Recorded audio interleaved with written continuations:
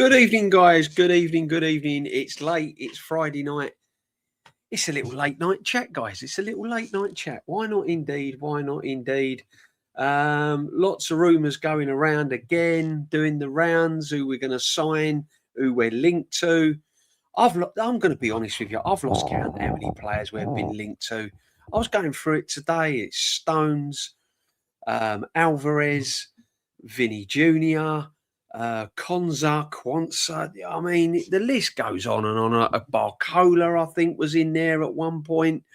It's just been an absolute merry-go-round and a circus. And to be honest with you, I'm just this on the Victor Osimhen thing. I mean, I don't really know about.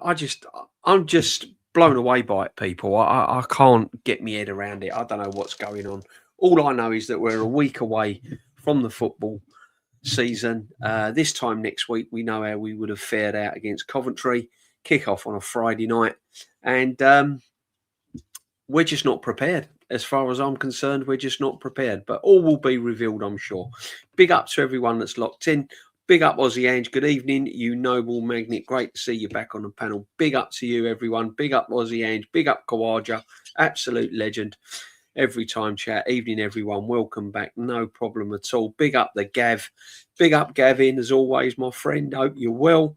Hope everyone's well. And I hope you're not suffering with this heat far too much, people. It's been an absolute heat wave and a half over here in the UK. It's been absolutely crazy. Crazy fires going off. Funny enough, tonight the alarm went off. It was from the government, where everyone's mobiles go off, telling people about watching fires and barbecues and disposables and all of that. Too late for that. It should have gone off ages ago, but there you go. It's not good. Big up, Pro. Hope you're well, bruv. I hope you're well. Big up to you, Paul. Hope you're Paul Rowland. Hope you're well. And David C as well. How can we welcome Jeff Bezos to the Premier League? Yeah, I mean, it was only a matter of time, wouldn't it, to be honest? DJB on board of this transfer window. Jake, you and me both, bruv. You and me both. You and me both. Absolutely sick and tired of it. All I know is Osimhen ain't going to happen. His wages are going to be massive. Because of some tax implications or whatever. I've said it from the start that when we sign Bruno, that's it. That's the only signing we're going to make. If we can get Quansah, if we can get a centre back in, I'd be happy with that. Because I've also said that whilst people are talking about our squad depth and whilst people are talking about we're favourites to win the league, I still think there's many, many dents in this Arsenal team.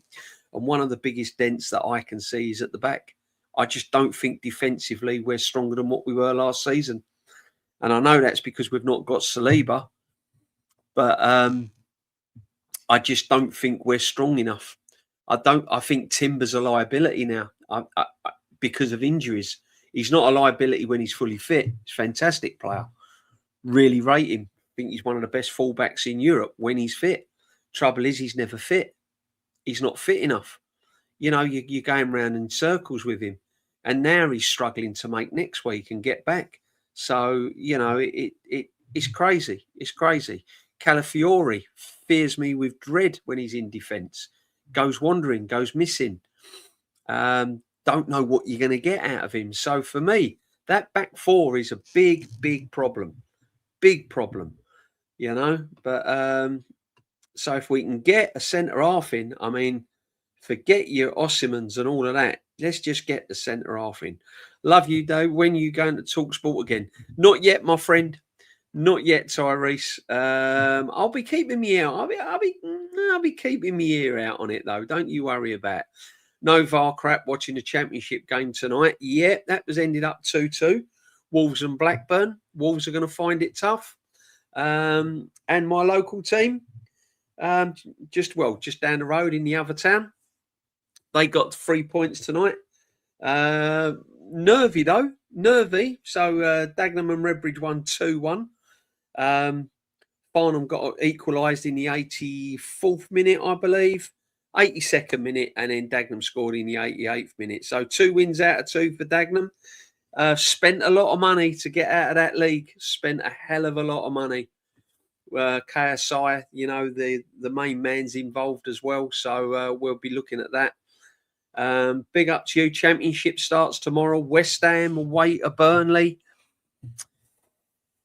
Who'd have thought, eh? West Ham United away to Burnley in the Championship kicks off tomorrow. DJB, you going to Cardiff? I'm not, my friend. I am not. They wanted us to ballot for a ticket. Wasn't going to ballot. No way. Wasn't going to ballot for a season ticket. No way. No way. Not for a Community Shield match. Nope. Nope. Nope. Nope. The season starts next Friday for me. I haven't really... I've watched the pre-season games. I've watched individuals. I've been okay with it. Solis has had a good pre-season. Give him his due. He's had a good pre-season. Has he made up my mind that he's going to be a massive upgrade and set the world alike in the Premier League? I don't think so, if I'm going to be brutally honest with you. I'm going to have to wait and see. Have I been impressed with, you know, certain players in the team? Not really, just going through the motions. Skelly has looked okay. Little cameos that Yorkeres has had has looked rusty, looked heavy. Body language don't look like he's enjoying himself. That's a worry. And then again, we're linked with, if we are linked with Osimhen, Yorkeres is going to find out about all of this. The players are not stupid. They're going to find out about all these links and everything else. It ain't doing his confidence a lot of good, to be honest with you. Going into the football season next Friday, big kickoff against Coventry, you know, and we're linked with strikers and all of that. It's not brilliant for your confidence. It really can't be. Big up, Sully, man. Victor II is coming, DJB. I bumped into him this evening at Hampton Court, M&S petrol station, and we had a good old chat about this see you next Tuesday hard setup. He's coming, bro. He's signed. Done deal. 5-year deal. He's on his way. Victor Osimhen's on his way. What I want to know is, right, how comes we can more or less get rid of Martinelli? How comes we can, like, Wanyeri? I think Milan's sniffing around Wanyeri, and that might have some legs to it. Why do we find it easy to get rid of Wanyeri, yet we're holding on for dear life to Jesus, Fabio Vieira? Has anyone want him? Fabio? We're raffling. We'll get a raffle up, people. Come on. We'll get a raffle. Let's get a raffle. Yeah, first prize, Fabio. Second prize, Reece Nelson. Come on, get your raffle tickets in. Big up to everyone in. Big up you, my friend. Big up the secret. Hope you're well, brother. And David C1. Arteta is a defensive midfielder when he plays, so he wants to relieve his glory days through new signings with midfield-dominated team. Pretty much the same. As I said, from what I've seen in pre-season, it's pretty much the same. The attack looks spent.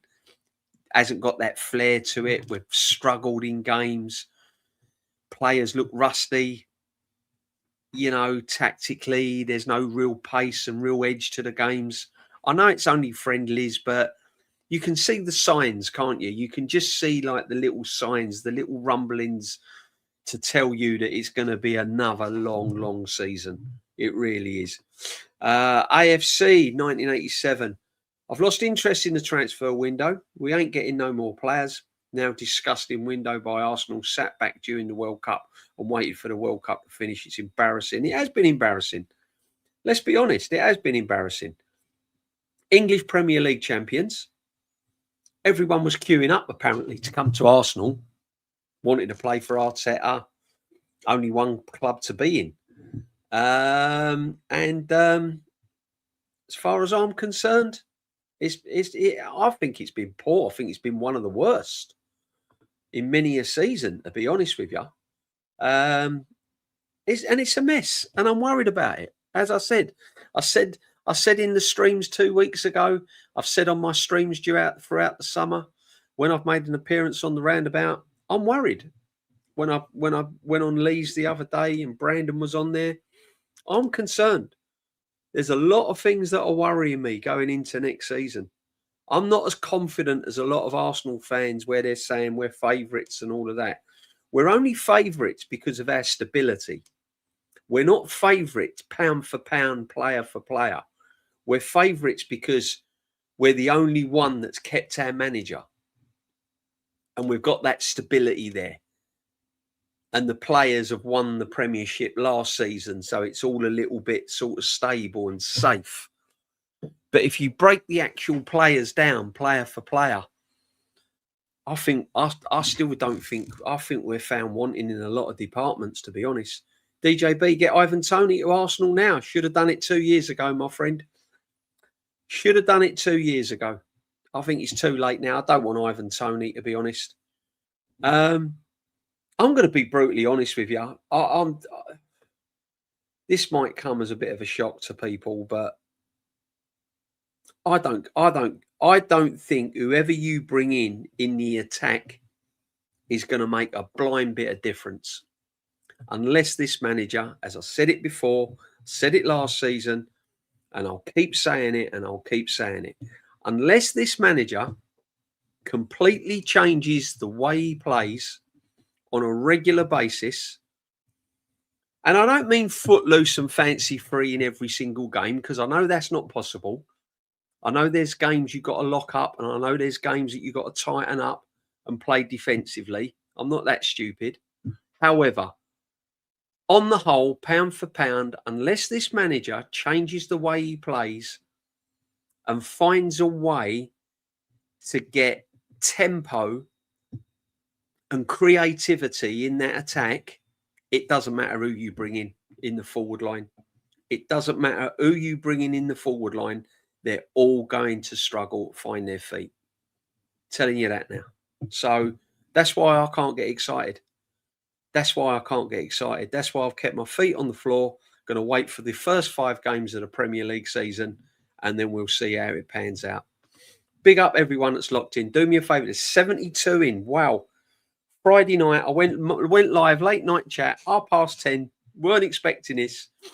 Big up to every single one of you. Make sure you're smashing a like. And big up, I can see him in. I'm going to highlight him in a minute. I ain't seen him for a while. Arteta, please go attacking. I can take another season of the footy from the last season. We need to attack at Arsenal. The Arsenal boy, ain't going to happen, my friend. Ain't going to happen. Hull City, it'll happen. At home to Hull, we'll go all guns blazing. We'll spank them 4-5-0 at home, and everyone will be waxing lyricals over it. Do you know what I mean?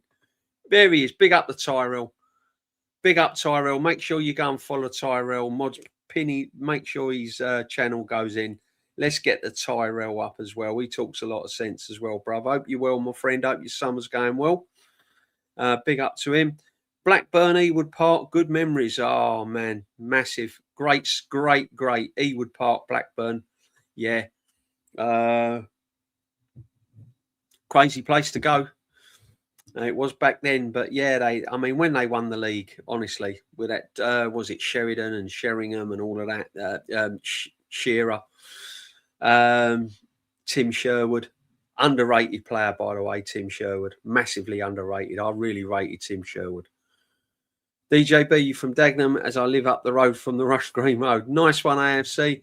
Originally, yeah. My family were all from North London. Highbury, Islington. All my aunts, uncles, nan, granddads, mum, dad, brothers, all of them from Highbury, Islington. Avenel Road, they was born. My mum could see the North Bank lights from her back garden. Granddad was a programme seller. Uncles worked on the turnstile. I had cousins that had trials and uncles that had trials for Arsenal. I think one of my uncle played for the youth team and the reserves back in the day. But yeah, they decided that London was getting a bit overcrowded back then, and when I was little, they moved me to the suburbs.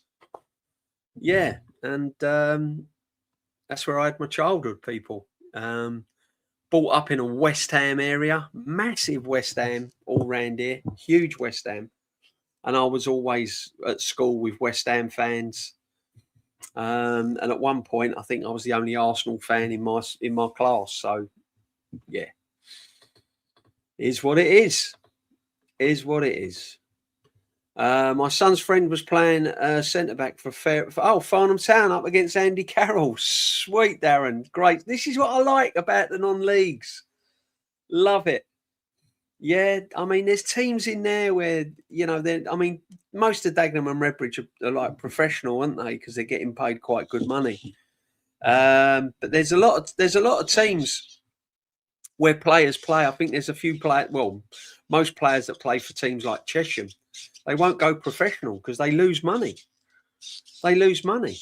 They won't go professional. They take their little bit of money for playing for their team, and then they go out and do a day's work.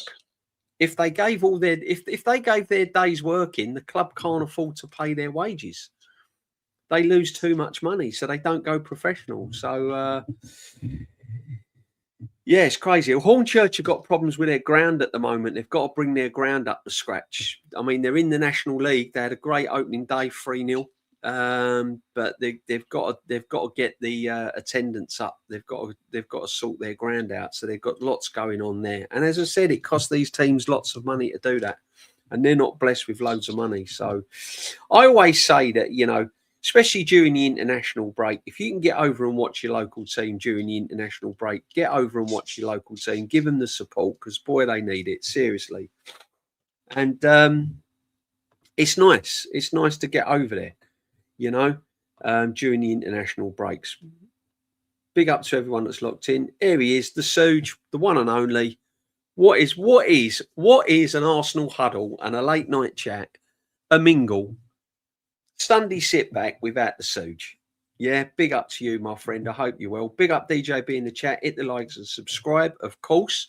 Unfortunately, this is the season we get found out. How long can our defence play damage without drop-off? I agree, Suge. I agree. I might be wrong, and I hope I'm wrong. As I said, I'll be going over there, I'll be watching the Arsenal, be cheering them on. Of course, I hope I'm wrong, but there was little things that I was watching last season, and I'm thinking we might just have enough to get over the line. However, we've got to change this, and this, and this. We've got to do this, and this. If we're going to kick on and dominate, there's a few things we need to do. And when I watched us in the Champions League, I weren't convinced. So big up to you, Suge. Thank you very much, as always. Yeah, big up the Suge from Gavin. And Blackburn needs a back. I remember Jason Wilcox. Yeah. It'd be nice to see all these teams back in the big time, wouldn't it? I'd really love Birmingham City to get in the Premier League. That is a massive city club, isn't it, not to be in that Premier League. Aston Villa and Birmingham, what a derby that is. What a derby that is. Let's plug my phone in. I don't know what's going on. Let's plug that in. That's it. Battery's going to go on my laptop. Right, cool. Big up, Andy. Evening, DJB. Hope you're well. Yeah, all good. All good. Thank you very much.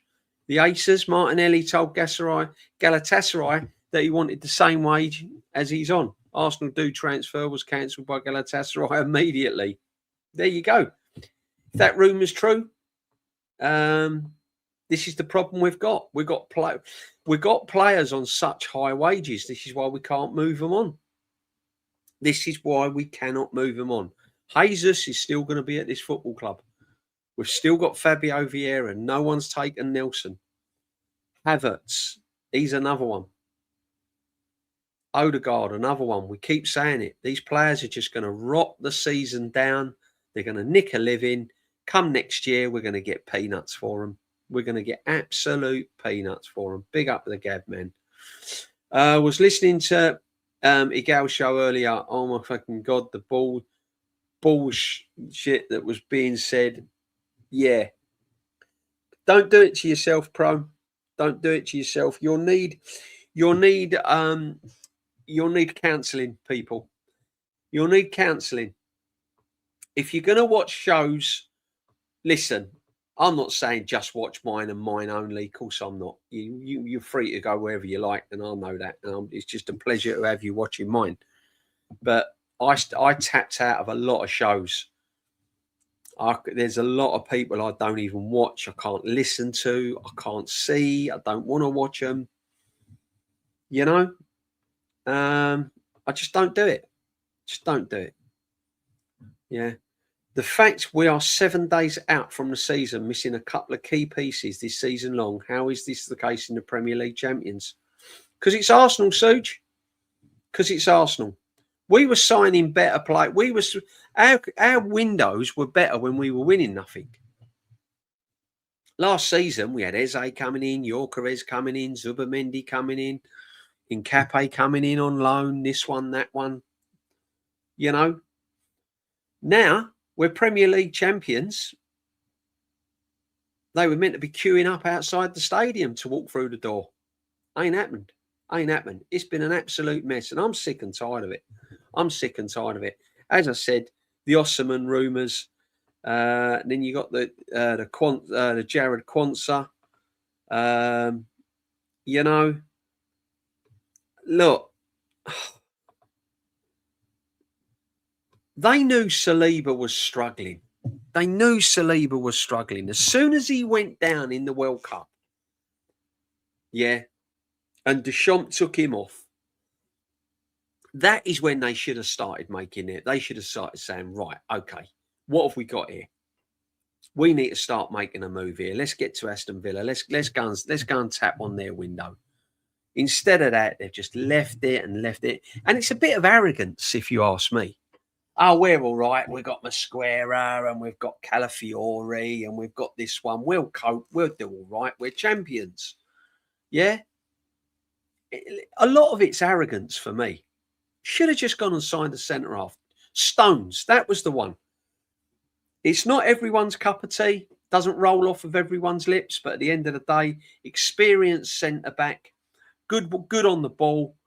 England international, let's not forget. And he didn't have a bad World Cup. Let's be brutally honest. So, didn't get him. Didn't get him for some reason or another. Didn't get him. Now it's panic stations. What he's done now, tell you what he's done now, right? He's looked at these friendlies. Pre-season friendly hasn't gone that well. He's probably gone home, Arteta, and he's probably sat there and gone, nah, I need help here. I need a centre-half. Gabby's a little bit all over the place without Saliba. I need someone alongside him. And now it's panic stations. The panic button's been pressed and we're going after a centre-half. It's too late. It ain't happening. Ain't happening. Osimhen ain't going to happen. I told you. Bruno Guimaraes, Granit Xhaka settings is the only signing we're making. That is it. And we're pinning our hopes on Solis. And I'll tell you now, I bet you Martinelli doesn't get sold. I bet that all falls through. Telling you. DJB, if we sign Osimhen, then we have to sell Jesus, Gyökeres, because Arteta loves Havertz. Yeah, mate, you're right, Jake. He ain't selling Havertz. And I'm telling you now, Gyökeres will be the full guy because we'll get nothing for Jesus. Absolutely nothing. Arteta got the Gips against Como, bringing Raya on. Yeah, he did.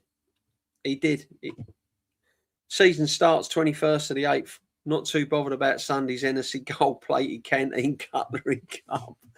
I tell you, there'll be a lot of fans. Will be. Darren, I'm telling you. That's a major trophy from the manager. Jay Kamen, football watch-along. Havertz will be put in midfield. NG Sports 04, big up to you. Facts, DJB. DJB, would you take Cesc Fabregas out at Arsenal? Yes, I would.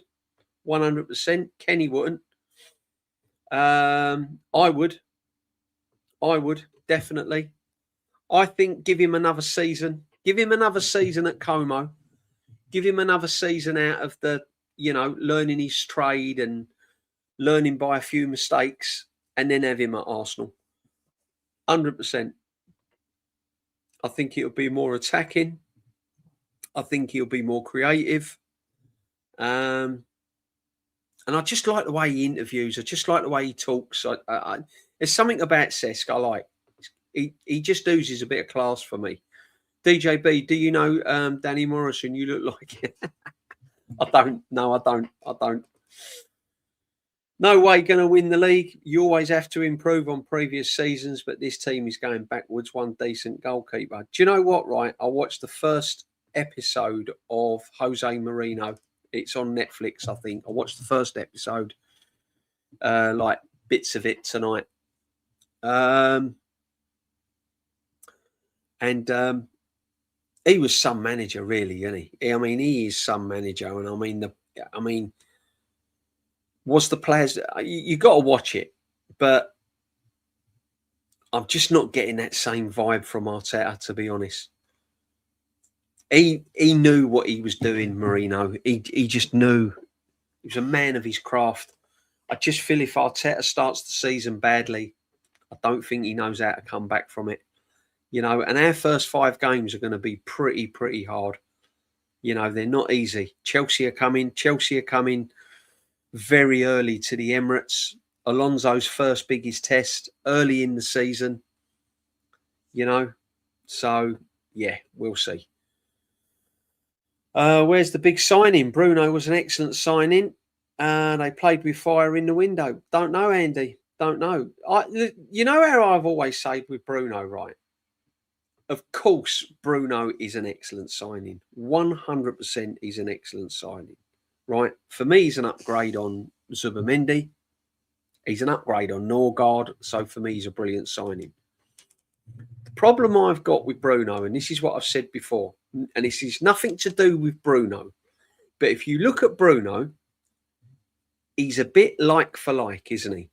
He's another Thomas Partey. He's another Granit Xhaka. Right? You make your own minds up who's the better player out of them 3.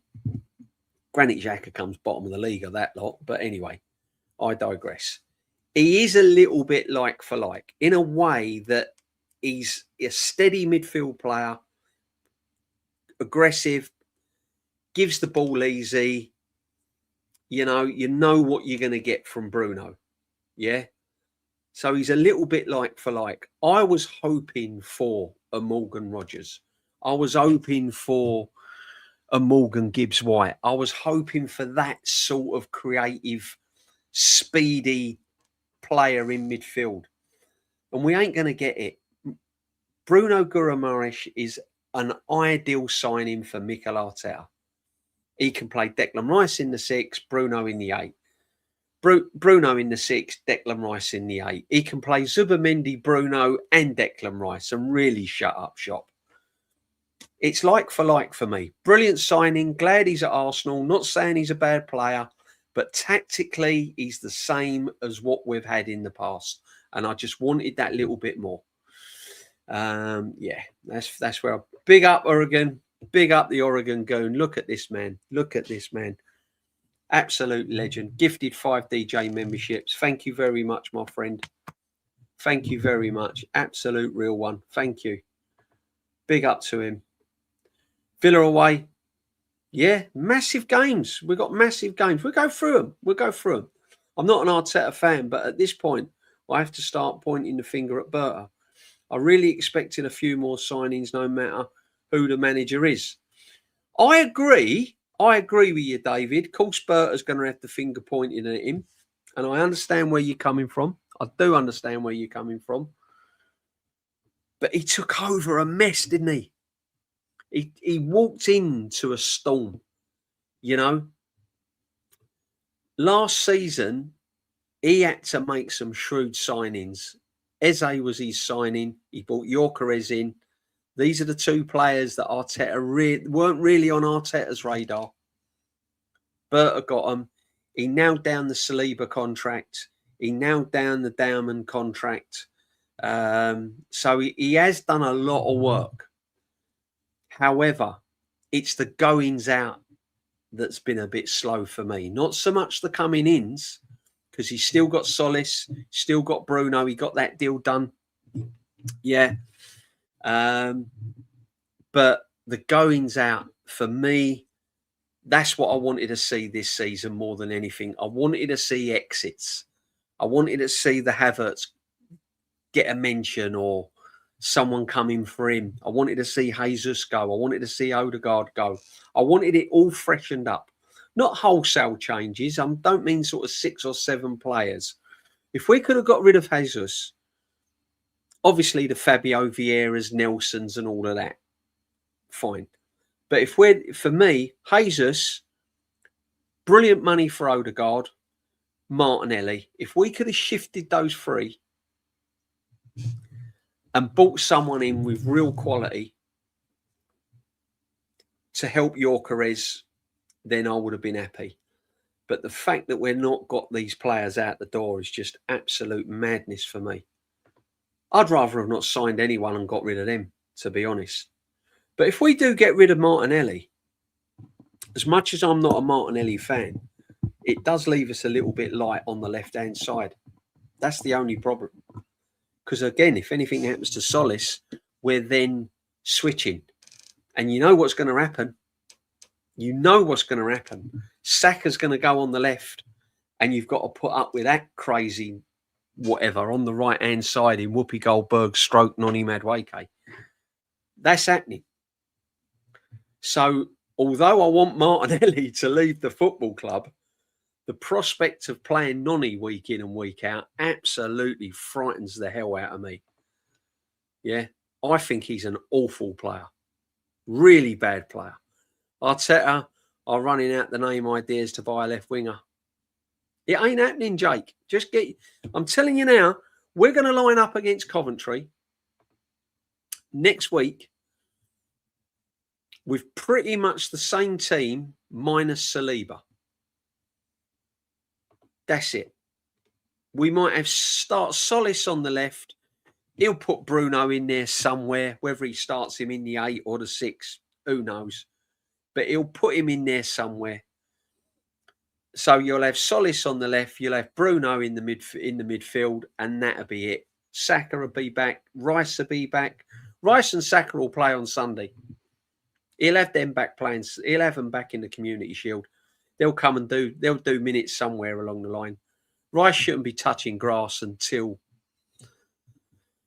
for me, Chelsea game at the Emirates. He shouldn't be anywhere near the football team. But he'll be back. He'll be rushed back. Come the end of November, he'll be finished. Do you think the mentality is now we've won the title, happy now we're penny pinching as months go into the stadium refurb? AJT 21 Gunner, good point. I said this last season, right? I said I am a little, obviously I want to win the title. The problem is, because we haven't won it for so long, I didn't want to be in a position where you just go, oh, that's it. We've won it. We've done it. The monkey's off our back. That's it. Done. Right. What should we do now? Oh, we're happy with the squad. We'll do some refurb on the stadium. We won't go crazy in the market. We won't spend millions and millions of pounds. We'll just, the monkey's off our back. The fans will forgive us if we don't pull up trees next season. Perhaps win the FA Cup, something like that. They'll be happy. And let's be honest, there's probably fans out there would be. If we just rocked up with a Carabao Cup or FA Cup next season, they'd be over the moon. They'd be over the moon.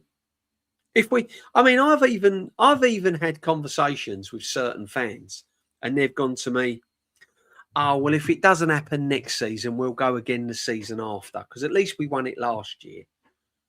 But for me, and I keep saying it, and I keep on saying it, right? Deep down, I was gutted we only won 1 trophy last year. We had the opportunity to win at least 2 trophies last season. FA Cup, Premier League, double. Carabao Cup, Premier League, double. Champions League, definitely, and Premier League. We should have had more than 1 trophy last season. And what's really got me with a lot of these fans and a lot of these streams and a lot of these channels that you see and the pundits, everything gets washed away because we won the Premier League. Nothing else matters. Losing the Champions League, it don't matter. At least we got to penalties. It was a shit show of a Champions League final. We were absolutely dreadful. Look at the possession. Look at what we created. Nothing. Awful. Awful performances. Individual players, awful. Carabao Cup, dreadful. I was there at Wembley, dreadful. So for me, I still think that Premier League has really, really kind of glamorized the whole thing too much. And I believe we should have won more than one trophy last season. And to me, I'm gutted that we only won one trophy. Over the moon, it was the Premier League. Over the moon, that we're champions. Not taking nothing away from that. I was at the parade. Crazy stuff going on. However, when the dust settled, and now we're going into the next season, the fact that we only won one trophy, it just sticks in there with me, to be honest. Big up DJB. I hope we don't sell Ethan. He's going, my friend. Get used to it. But I feel that Arteta will. Sell Nonny Ethan is levels above him, even though we won the league. I'm still not convinced with Arteta. I'm not falling for the PR. Don't do it, bruv. Listen, everyone that knows me knows where I stand with Ethan. In fact, I'm not blowing my own trumpet. I was probably one of the first ones to say it. I said it from day one. That's why I was calling him Ethan Smith Rowe. I said, Ethan Smith Rowe. I said, he is another Emil Smith Rowe. So I nicknamed him Ethan Smith Rowe. Oh, yeah, but he's signed a new contract. They've given him another deal. He was sold a dream. And I said that as well. I said, he's been sold a dream. It ain't happening. He's not in Arteta's plans. Arteta don't like him. He's gone. He's gone. DJB, he in the UK is unbelievable, mate. Didn't Josh Kroenke say to be excited as we're buying the next level of players? He did. He give it all that, didn't he? He give it all that. He did. Absolutely. I wonder how much our hands are tied by them. See, because I've been lenient with the owners, but I don't know. DJB, what happened to the Reece Nelson? He fell off a cliff. Yeah. Like all the youngsters under this manager, unfortunately. We can't sell DJB. We ain't that club. We would be lucky to get Klarna off of another club. Dead rubber. Couldn't get Klarna off of nothing. Linked with Pedro Neto, another Chelsea scrub. Yeah, we're linked with everyone. Look at the players we've been linked with. Stones, Barcola, Kunde, is it Kunde? I think announced the other day. I saw him. We was linked with him. Osimhen, Alvarez, Vinny. I mean, how many more? I mean, there's 6. Oh, we've been linked. Who else was it? The Bournemouth guy. People forget about him. We were linked with him as well. The one from Bournemouth. You know, it's just crazy. I don't know any other club like it. I don't know any other club like it. It's the fan base that causes it. Idiots like Canton and people like that Shane highlight. Big up Shane. Thank God he highlights them, mate. I wouldn't give him the time of day. Shane does, because it's what he's all about. Big up to him, and he does it well. I can't be doing with it. I can't watch him. I think it's honourable. I think it's absolutely brave how Shane watches them. I can't even watch them. Honestly, people, I can't even watch them. Andy, that's what I thought. Josh said Berta was going to... Yeah, he was. Big up everyone in the chat, people. 110 in here now. Come on, smash the likes up, please. Evening, the end and Guna from Gavin. Big up, Louise Desenya. Big up to you. Welcome. Hope you're okay and hope you're enjoying your evening and the weekend to come. DJB, we missed our chances of signing a top winger when they were available. Semenyo, Cunha, Cava and Buemo, the list goes on. That is the great point. Great point. I said Semenyo last season. You don't want Semenyo. He's a scrub. Plays for Bournemouth for one reason. Yeah, but he's a good player. Yeah, he's better than Martinelli. He'd be an upgrade on Martinelli, and he's better than Trossard. Well, I don't know about that. No, he is. He's miles better than Trossard. He's better than Martinelli. Go and get Semenyo. Go and get Semenyo. No, Cunha was up for grabs. Go get Cunha. Like Cunha. Versatile Cunha. Good player. No. Kvaratskhelia. Go all out and get Kavra. Go all out and get Kvaratskhelia. Put it on the table. Get in now. Turn his head. Get him into the Premiership. No. Now it's panic, panic, panic. We'll end up, I'm telling you now, we're going to end up with Solis. That's it. Solis and Martinelli. They'll probably give Martinelli a pay rise like they did Trossard. Do you remember when Trossard was linked, wanted to get out the club? And he was linked. We was just about to sell him, weren't we? 34 mil we was going to sell him last season. And it all fell through. What did we do? We gave him a pay rise. We gave him more money. We gave him a wage rise. Do you remember?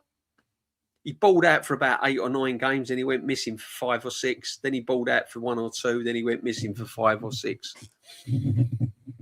And this is what we'll probably end up doing with Martinelli. We'll probably put him on 200 grand a week. DJB, do you think the reason we're moving slow in the transfer window is Arteta and Berta have different opinions on who to bring in and sell? I don't think it's all happy. I don't think it's happy. I don't know what they want. I really don't know. I'd love to know what is going on. Do you know what I honestly think, thinking about it? I just think the manager is so stubborn. I honestly believe that he honestly thinks that his squad that he won the league with last year is good enough to go and win it this year. And look, credit to him. If he's got faith in his players and he's backing his squad that won it last year, then, you know, give him some respect. But for me, it's crazy. And I believe there's a lot of that. I believe that there are players, and Arteta's gone, well, actually, I don't think they suit the way he plays. This is the problem. He now knows how to win that Premiership. He thinks winning it how he won it last year is how he wins it. Season in, season out. He thinks that that's going to win him it next season. And I think that some of these players don't fit the way he plays. So I think there could be a lot of this backwards and forwards, indecisiveness. I don't know. We'll have to wait and see. That's concerning lineup. I wouldn't be surprised if Coventry threw the kitchen sink. They're going to throw the kitchen sink, hoping for a draw or a cheeky win. Nothing to lose. Pull down the pants. Listen, they're going to go there next week and enjoy it. They're going to go and enjoy it. Big up, Fraley. Hope you're well, my brother. Hope you're well, Fraley. You hear about that Welsh cyclist? No, Fraley, I haven't. It's obviously bad news, though, isn't it? Oh, man. Who remembers Arsenal 0, Coventry 3? Mickey Quinn hat-trick. Remember it well. Remember it well. Mickey Quinn was a good player, you know.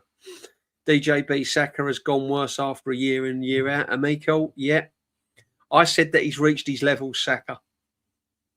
Saka's level is still better than a lot of players. I just don't think he can go to that next level. I think he's plateaued. I think Saka is just a very, very good player that you're going to get moments from, moments of brilliance from, but you're also going to have moments of real disappointment as well. So for me, Saka needs to raise the bar, and I just don't think he can. DJB, we are giving Havertz a new contract. He is walking for free. I'm telling you now, Havertz is going to be one of the biggest mistakes this manager's ever done. Telling you. They said on Egal show that Madueke's 50 mil was a bargain. He's a shocking player. Anyone that knows, look, anyone that's played football, anyone that knows about football, anyone that's been watching football for a long, long time, you watch Noni Madueke? I don't know how he gets in the England team. I really don't. If that is the best we can produce in England, then I'm sorry, we're going backwards. We'll never win that World Cup, ever. Whoever scouted Nonny Madueke at the time must have been pissed on. But yeah, exactly. He's shocking. Listen, what gets me is Odegaard takes a lot of stick, and he does take a lot of stick. Let's be honest. He ain't my favourite player. Yeah. But he takes a hell of a lot of stick, and there's a lot of players that get out of jail. And Odegaard's the fall guy. But I'm telling you now, Odegaard's better than Nonny Madueke. If I had a choice, Odegaard gets in the team over Nonny Madueke all day long. You know, if they're the only two, if you've only got two players to pick from, and you've got to make up the 11, and you've got Nonny sitting there and Odegaard sitting there, you're thinking it's a tough decision, but this one's easy. Do you know what I mean? Exactly, JB. We won you a title at the stadium refurb. Yeah, we're gonna have a refurb. That's coming. That's coming. Now the Prem has been won, Arsenal can revert back to sleeping giant mode. Milk this title, win it. Yeah, exactly. This is what I don't want them doing, Enden. I don't want them milking it. Don't want them milking it. 100 GB, we've been trophies as usual. Yep. There should have been a double in the season. 100%. I'm disappointed. I've got to be honest. I was over the moon we won the Premier League, but the only reason why I was over the moon we won the Premier League is because we hadn't won it for so long, and we were the banter club. It just put a few people back down, sitting on their backsides, didn't it? Right, like, sit down, shut up now, we've won it, all right? But once the dust had settled, once the parade had been settled, once the summer had come, the football season was over, and I was watching highlights and ruminating and going over all the games, the FA Cups, the Carabao Cups and all of that, I'm thinking, how did we only win one trophy? There was a lot of teams that were so bad. Liverpool's, Man United, Spurs and all of this. And I'm thinking, how have we only won one trophy? Man City going into that Carabao Cup final weren't on the best of form. In fact, Man City weren't really pulling up loads of trees that last season. And yet we ballsed it up. And this is what people don't understand. Look at the Carabao Cup final. Look at the way we played in the Champions League. How can you let winning the Premier League gloss over them performances? Our attack is still woeful. Big up, Benji, man. Big up. Prone, Arteta sucks in the cup competitions. Listen, I'll be over the moon. If we won 2 domestic trophies next season, if we fell short of the Premier League and we walked away with the FA Cup and the Carabao Cup, like City did, I'll be happy with that. And then, quarter-final Champions League, semi-final Champions League, FA Cup. It wouldn't be ideal. It wouldn't be ideal, but, you know, they're trophies, aren't they, at the end of the day? 100% JB. Title win, smoke screen, the Champions League final and the transfer window. Finish right as smoke screen. Bruno signing. This club knows exactly what they're doing. They do. They do. The problem is there's too many fans that fall for it, AJ. Too many fans that fall for it. We don't. We don't. Legends in this chat. Myself, Shane, Views, Matty, Aaron when he's back. We just don't fall for it. We ain't going to fall for it. We're not going to sell out either. Don't you worry about that, people. We won't be selling out. Reece Nelson, he's gone. Can you remember a time when Arsenal have been the Arsenal era where the trophies that shows total dominance? I mean,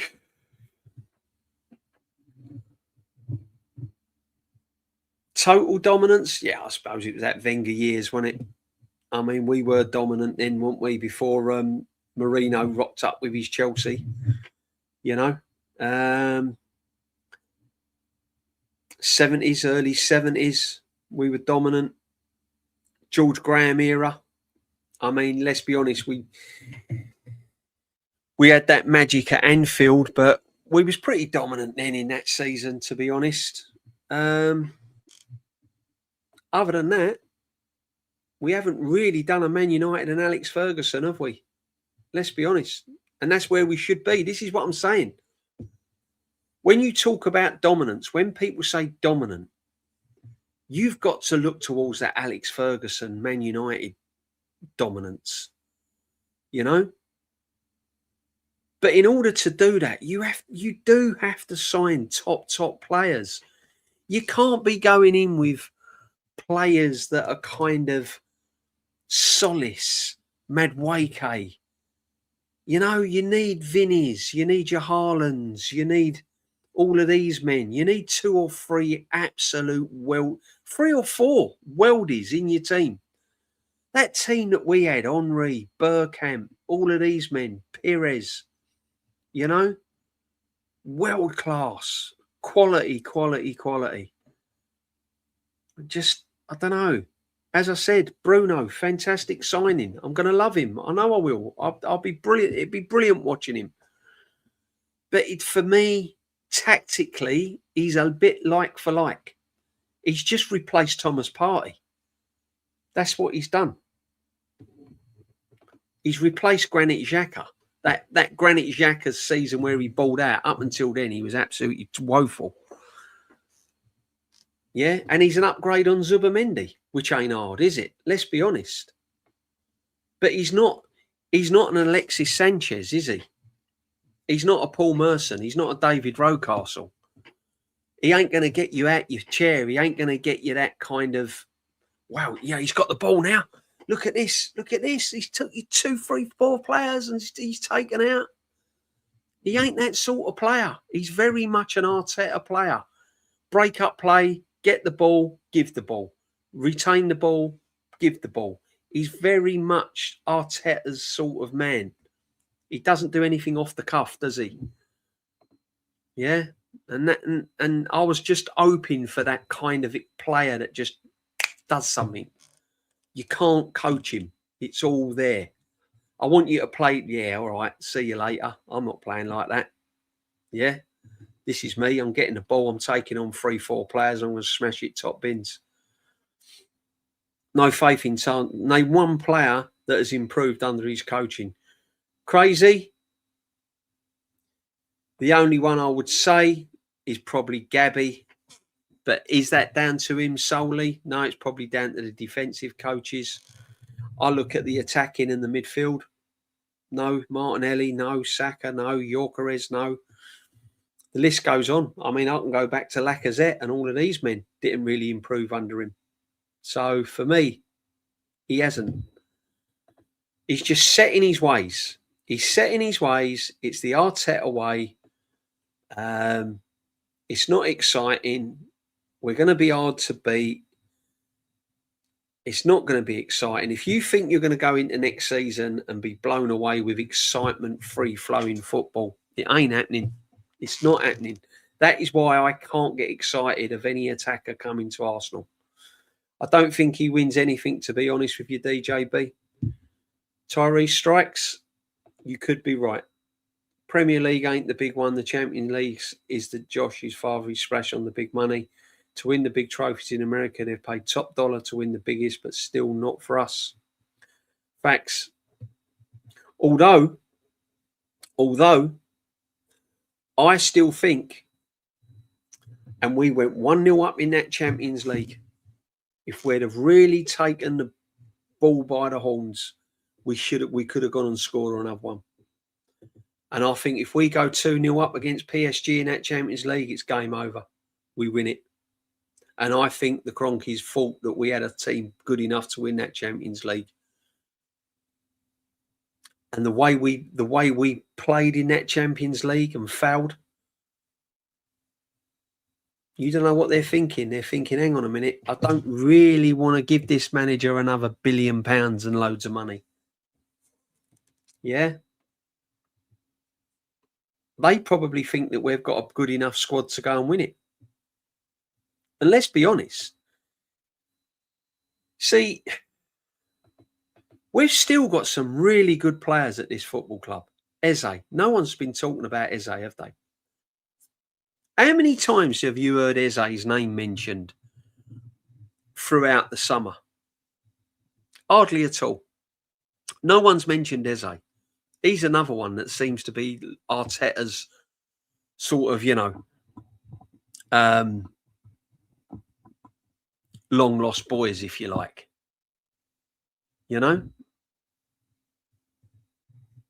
Peter Pan settings, isn't it? With the old long lost boys, the lost boys. Eze's in with one of them. He's only going to play solo. He's only going to play here and there. He's not going to have many starts. But again, I just feel you got Gyökeres, 90 odd goals in Portugal. Saka still got it in him to create. Eze, creative. You can get something out of Odegaard as well, I believe. Not much, but you can get something.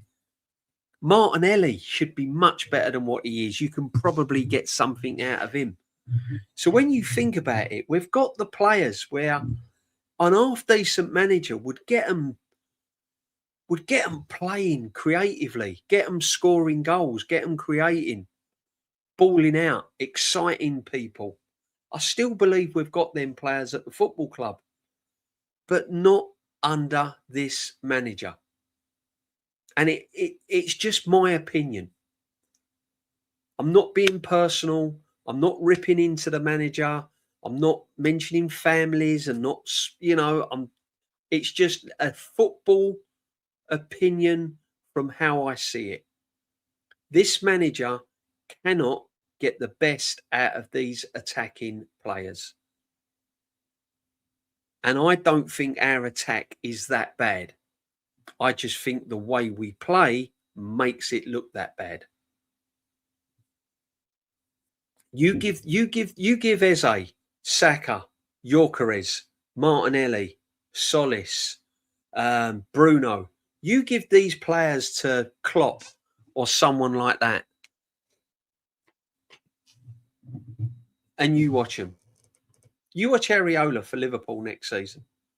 Watch De Zerbi. Watch Maresca. Watch how they play compared to Arsenal next season. You just watch. You'll be turning on Match of the Day, or you'll be watching the highlights. You'll be watching Man City's games going, wow, look at that football. Wow, look at Cherky. God, look at him balling out. Then you'll watch Areola, Liverpool. Wow, look at that. Look at Wirtz. Wirtz looks a new player. Oh, Wirtz is unrecognisable. I can't recognise him now. Look at him. Wow. Oh, what a goal. And then you'll watch Arsenal and it'll be, well done. Yeah, good. Good shot. Oh, yeah, good tackle. Yeah. As I said, the biggest cheer is when we get a corner at the Emirates. Biggest cheer of the game is when we get a corner. Mudryk on loan?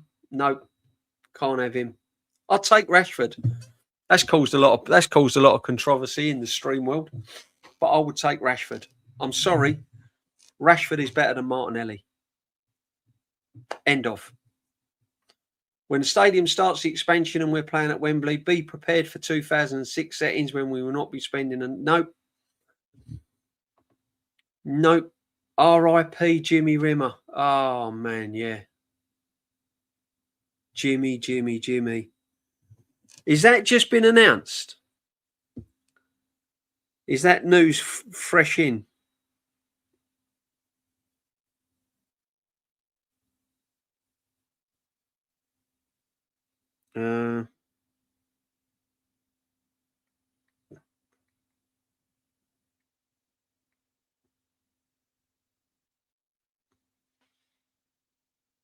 Oh man, yeah, 14th of August.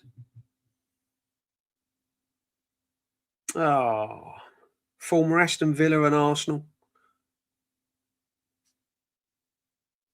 Southport, 78 years of age, Jimmy was. Oh, mate.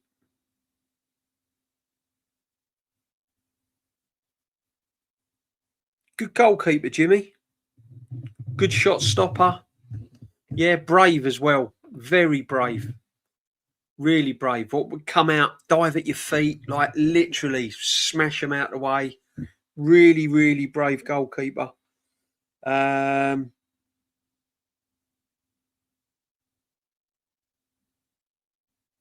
As a Man United as well, he was on the bench in 1968 as Manchester United against Benfica when they won 4-1. Yeah, he was a good keeper, Rimmer. R.I.P. Jimmy Rimmer, absolute legend of Arsenal Football Club. I think Arteta thinks he can go again. Pragmatic football. I did it once. I don't need to change my call. That's my worry. DJB, I want Neil Lennon, Arsenal manager. Not so sure about that one, but see where you're coming from. Martinelli must go. I think it's clear Odegaard will stay again. Darren, he's going to stay. Odegaard's going nowhere. Absolutely. I think if they can negotiate Martinelli, they will do, yeah. I'll keep my eye out for DJB. I'm there next week in your part of the ground. Big up to you, Darren. Yeah, come and shake me hand, my friend. Be great to meet you. 20-year-old got hit by a van in Turin, Portugal. Oh, the cyclist, just read it. Sad, man. Really sad. This is what I mean. You talk about football and everything else, but there's more to life, isn't there, people? There's more to life. But, yeah, our squad isn't good enough to win a trophy. Prone. The thing is, right, last season, right, forget about Bruno, forget about the Solis signing, right? Imagine we haven't got them two players, right? They haven't come to the football club.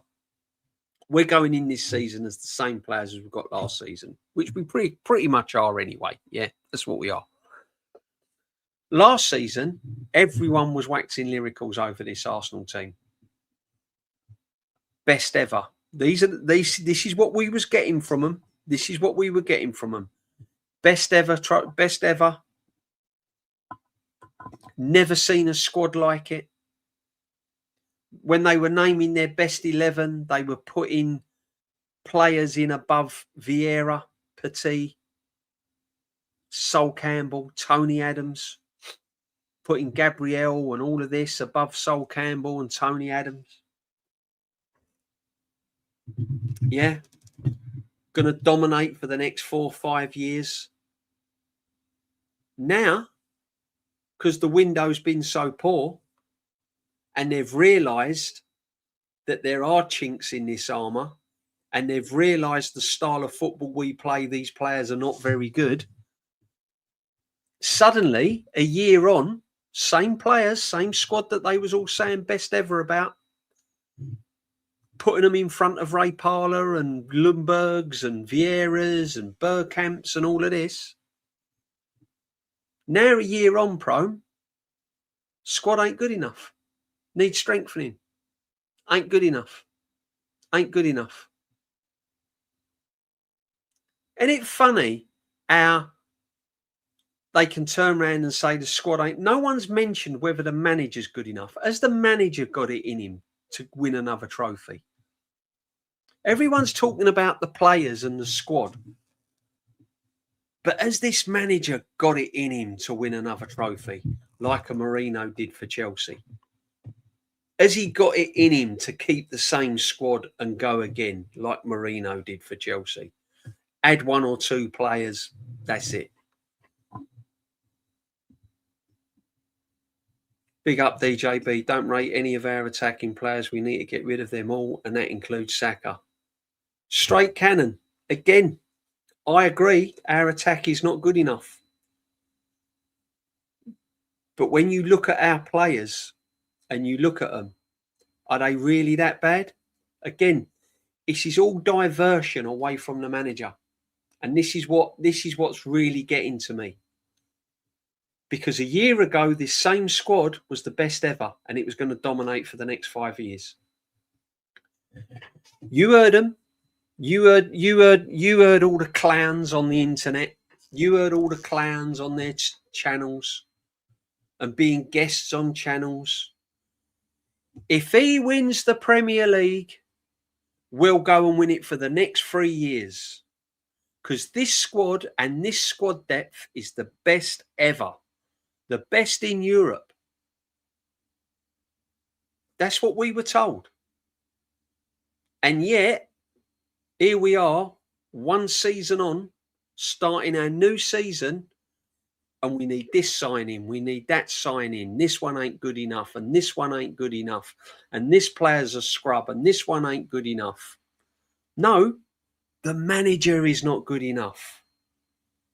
Bottom line, he's winged a title last season, playing crap football against crap teams that was crap on form, whose managers wanted to, on the last season, wanted to walk away.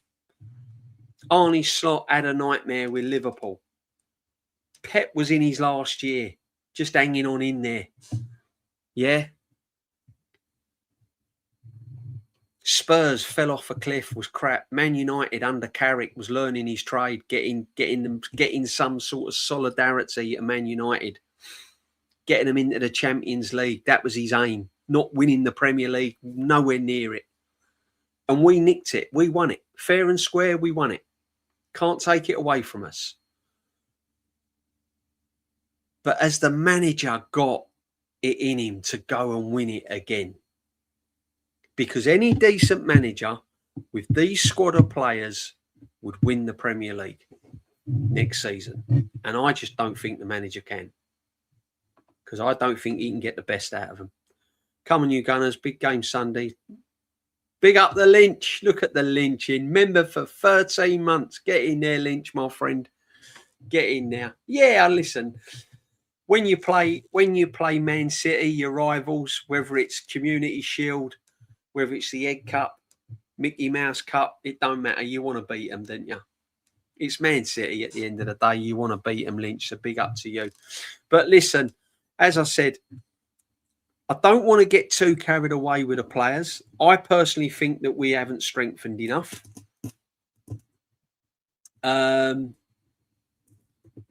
think the transfer window has been absolutely awful. I think it's been a circus. I think it's been a distraction. I think Osimhen's another pipe dream. I don't think it's happening. But I don't know. I'm not so sure. I'm not so sure this manager can get another tune out of these players. I really don't. I really, really don't. Big up to you, Lynch. Do rated. Stumble upon the stream. New subscriber. Why you talk facts? No sugarcoating. Big up, my friend, because that's what we do here. We don't, you don't hear a lot of swearing. It's not a lot of slagging off. You don't hear anything personal. It's just football talk. And as I said, big up to you, my friend. Welcome to the community. You got a wonderful community. Absolute brilliant chat.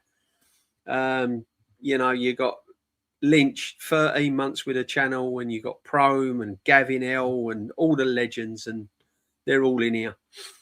Big up to you. Welcome, my friend. Absolute welcome. Thank you for the education and entertainment, DJB. Lynch. You're always welcome, my friend. You stay with it, brother.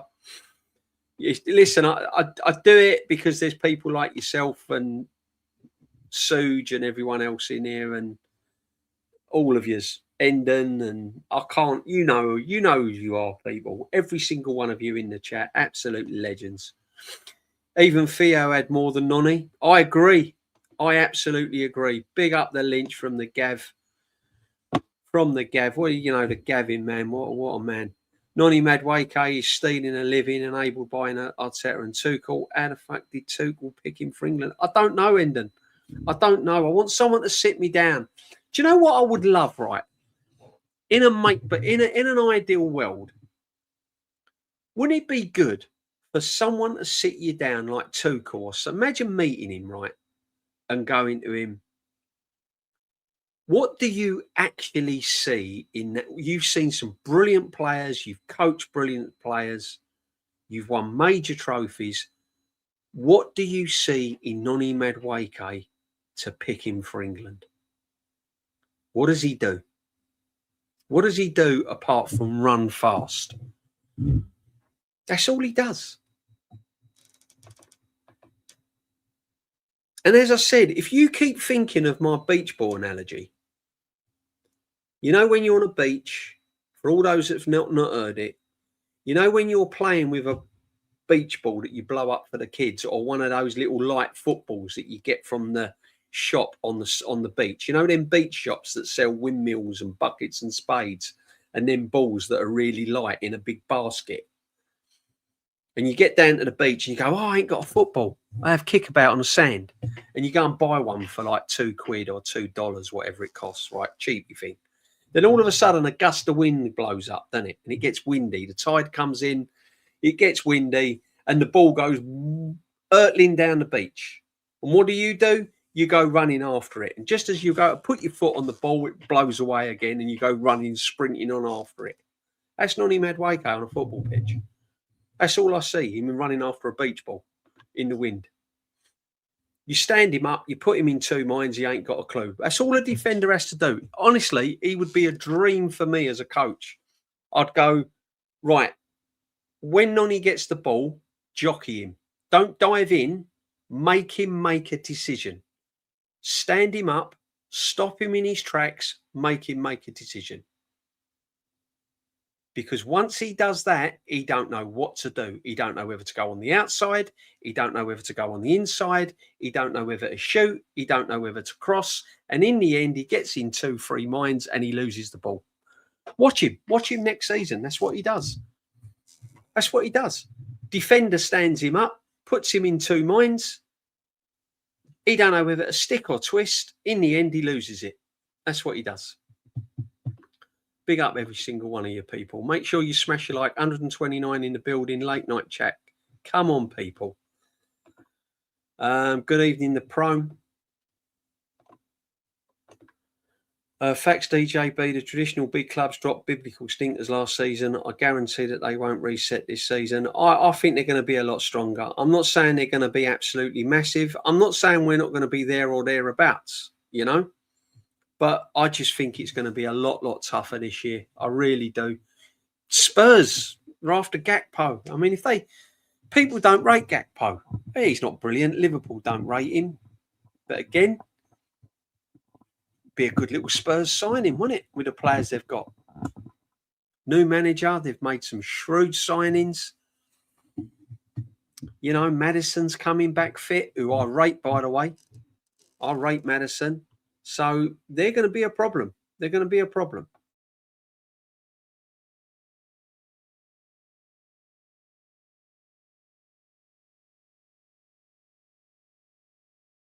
You know, they're going to be a problem.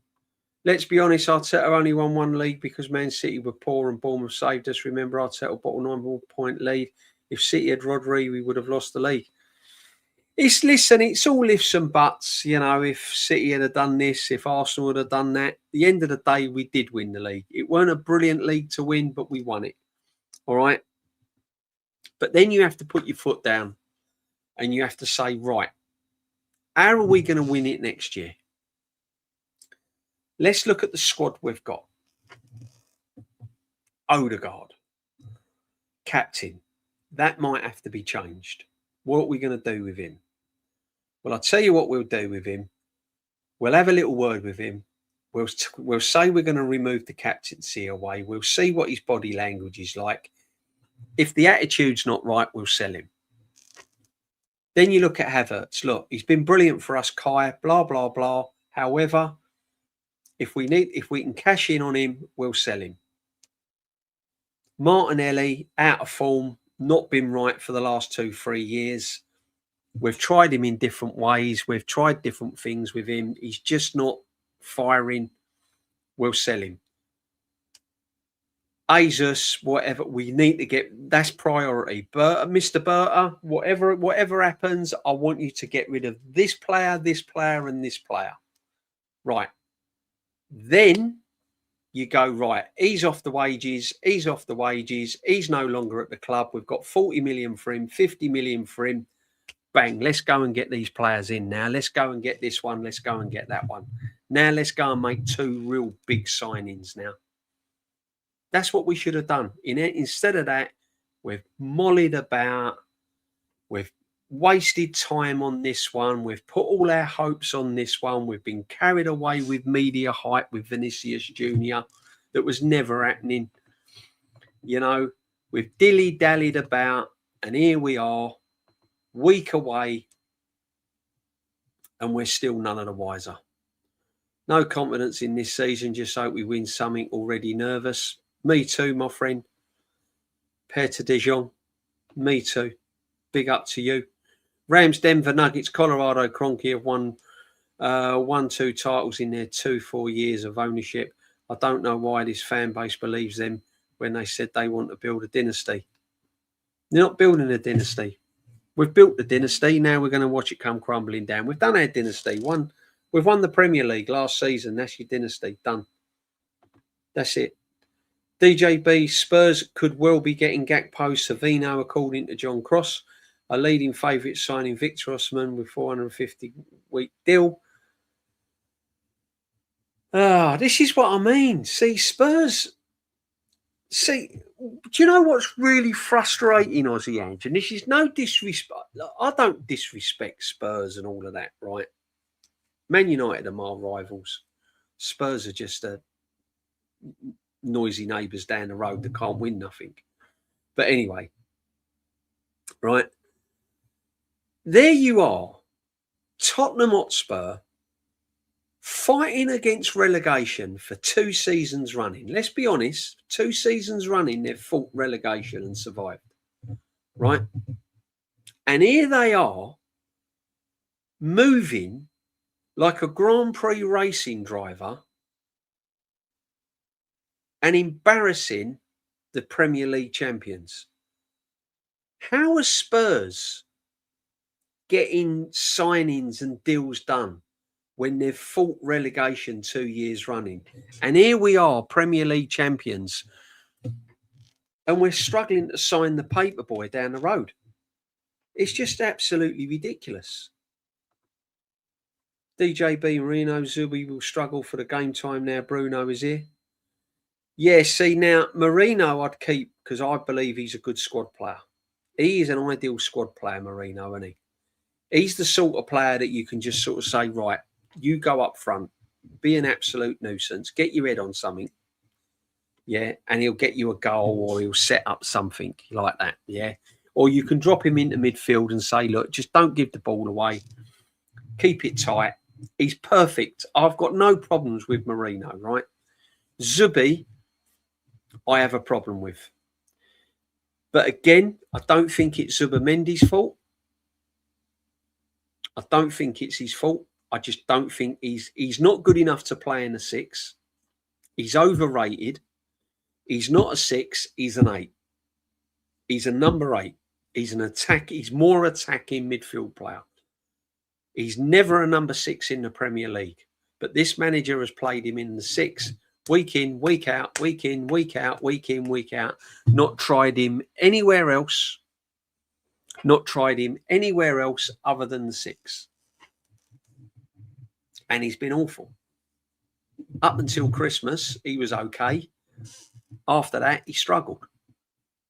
Life in the Premier League in the 6 was a struggle. Again, it was only PR and media hype that made him better than he actually was. So Zubi, again, if we can cash in on him, you get 50, 60 million for Zubamendi, 60, 70 million for him. Take it. Absolutely take it. Manu, Alexis, Chelsea have won it all. Whether you class Chelsea cheated with the money, they had lied about 46 too old now.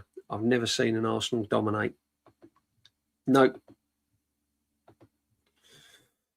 We're going to see Arsenal win the Champions League in our lifetime because I doubt it. I hope so, AFC. I hope so. That hurt me last season, man. I'm not going to lie to you. That hurt me. Like, big up Static, man. Big up your Static. Yeah, smash the likes. 56 likes. Come on, there's 128 in the building. Get a likes up. Let's go. This is why I'm saying the best signing Arsenal could have got was the new manager this summer. Yeah, well, I can't say what I'm going to say because I'm just going to let it all unfold. DJB facts, I cannot see any changes. The same old boring, suffocating football. Static, you know it's going to happen. Just get used to it, people. Buckle in now. It's going to be the same. It's not going to be any different. DJB, the players We can't sell like Martinelli, Jesus, Nelson, Vieira, etc. Love it here because of the wages. If they went to other clubs. No, exactly. Again, this is what Bert has had to put up with, isn't it? We did say Bert has got his hands tied. When he comes to this football club, he's walking into a car crash. Because he's walking into players with high wages, he's walking into players with contracts, he's walking into players that have had injuries, he's trying to sell players that are out of form. They're out of form, had injuries, high wages. Who's going to buy them? No one. We're stuck with them. We're stuck with them. You think it's bad this season? Wait till next season. You think it's bad this season? The reason why it's not as bad this season is because we're Premier League champions. If we win nothing next season and you've still got these same players at the football club, you wait till then. Fast forward and we're sitting here now and we've won nothing. We're going into the 27-28 season. And we've still got Havertz, we've still got Odegaard, we've still got Jesus, we've still got Fabio Vieira, we've still got Martinelli. Yeah, Calafiori. Timber that only plays 12 games a season. Ben White. Yeah. Zubimendi. Now, it's a little bit different, isn't it? When you think about it like that. 27-28 season, we've won we're going into that season, we've won nothing, and we've still got all these scrubs on high wages and doing nothing. Whole different ball game. Whole different ball game. Look at the Pro, member for 11 months. We're in another handball season. And the Suge is in. Let this sink in. Oh, it's another people. It's another Suge calming time. We're having a Suge moment. We're having a Suge moment, people. Sit back, relax, and just enjoy the Suge moment.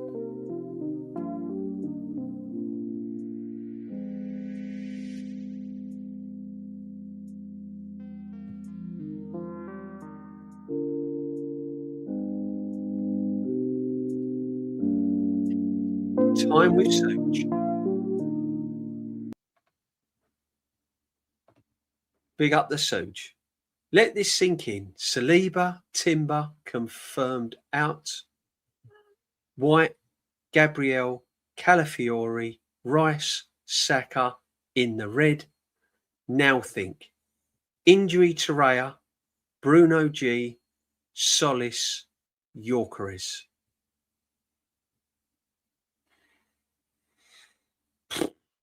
Sleepless night, Suge, just right there.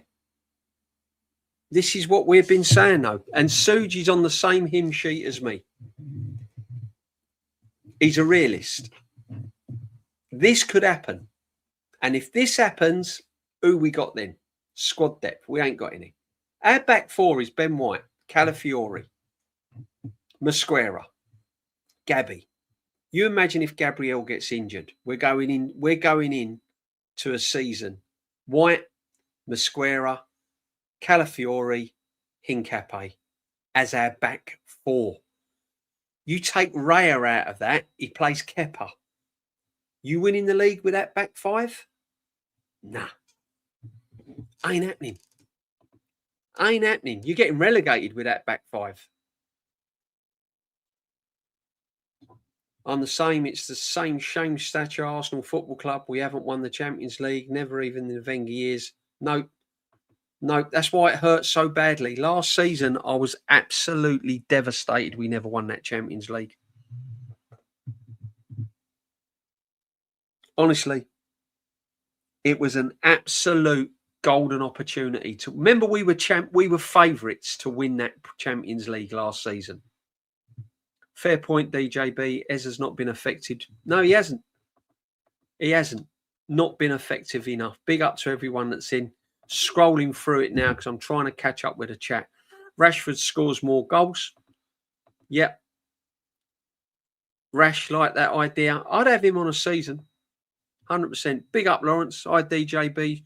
True that the British bookmakers are paying out on the British heatwave not lasting as 19 Tottenham title challenge. Wow. Yeah. Wow, that's a long time, isn't it? British heatwave not lasting as long as Tottenham's title challenge. Oh, the British heatwave's been mental, Lawrence. It really has. Jimmy Rimmer passed away this morning. Very sad. R.I.P. Jimmy. 100%. I saw Jimmy Rimmer play live a couple of times. Well, quite a lot of times, to be honest. DJB, is it true the Tottenham fans were broke into the Arsenal saw today because they wanted to see the trophies look alike? There. Ljungberg, brilliant player. Absolute brilliant. DJB, why is the other clubs are prepared on stump up the cash to get who they want in the market, while we on the other hand stamp up Green Shield stamps? It's pure and simple wages. And we can't offload the players. I reckon Berta's hit a wall. I reckon he honestly thought that we could get rid of the players. And I reckon Arteta's digging in his nails and saying, no, you can't get rid of Havertz. I want him. I want this one. But isn't it funny? Ethan Nwaneri, they can't wait to get rid of. They'll keep a scrub like Fabio Vieira. They'll keep a scrub like Jesus. But Ethan Nwaneri, get rid of him. Get rid of him. Watch how quick he goes out the door. It's amazing, isn't it? Deep down, they know it's a dictatorship. Mikel bin Arteta, 100%. Is anyone going to the game Sunday? Still loads of tickets left. Seems like no one. No, can't be arsed. And out of principle, I'm not going. Why did they make the season ticket holders ballot for their for their ticket? I had to ballot for a ticket. I ain't going. I don't care if they don't sell them all now. I hope they fall flat on their arse. DJ, I tuned into the out last season garbage style of football, offered no entertainment value, something to get excited about. You have to keep with it though, don't you? That's the problem. You have to, being an Arsenal fan, you have to just keep with it. If Spain need a new manager when it happens, I hope they take Arteta from Arsenal. Do you know what? Could be one for the future, that. David Ornstein on Twitter saying Martinelli has no intention of leaving Arsenal. No, we'll have him. You know what will happen, Lawrence? We'll do exactly what we done with Trossard last season. We'll keep Martinelli, give him more wages. That's what will happen. This is another Trossard all over again. Long time watcher, first time catching you live though. Big up, Dappy, Dapper Manny. Big up, my friend. Massive respect, my brother. Winning the league was papering over the cracks. It has done many times. Suge, done that one. Big up, Prone. Flying through it now, people. Getting through as many as I can. You know me. I like to get everyone involved as much as I can. DJB, this window reminds me of the summer. Deals of Higuain, Benzema, Suarez, Draxler was done deals, and look what happened. Facts, Lawrence. Do you remember? Benzema coming to Arsenal, Higuain, done deal, contracts, Suarez. Oh, it's happening. It's all happening. It ain't. It ain't. Big up DJB legend. Hope you're good, man. All good, Chronicle. Thank you very much. Please, DJB, with all respect to you, stop blaming Mikel for everything when he's never given the target he wants. Wanted Isak, Rodrigo, Sesko, but got Martinelli, Yorkeres, Madueke, and why is he parking the bus?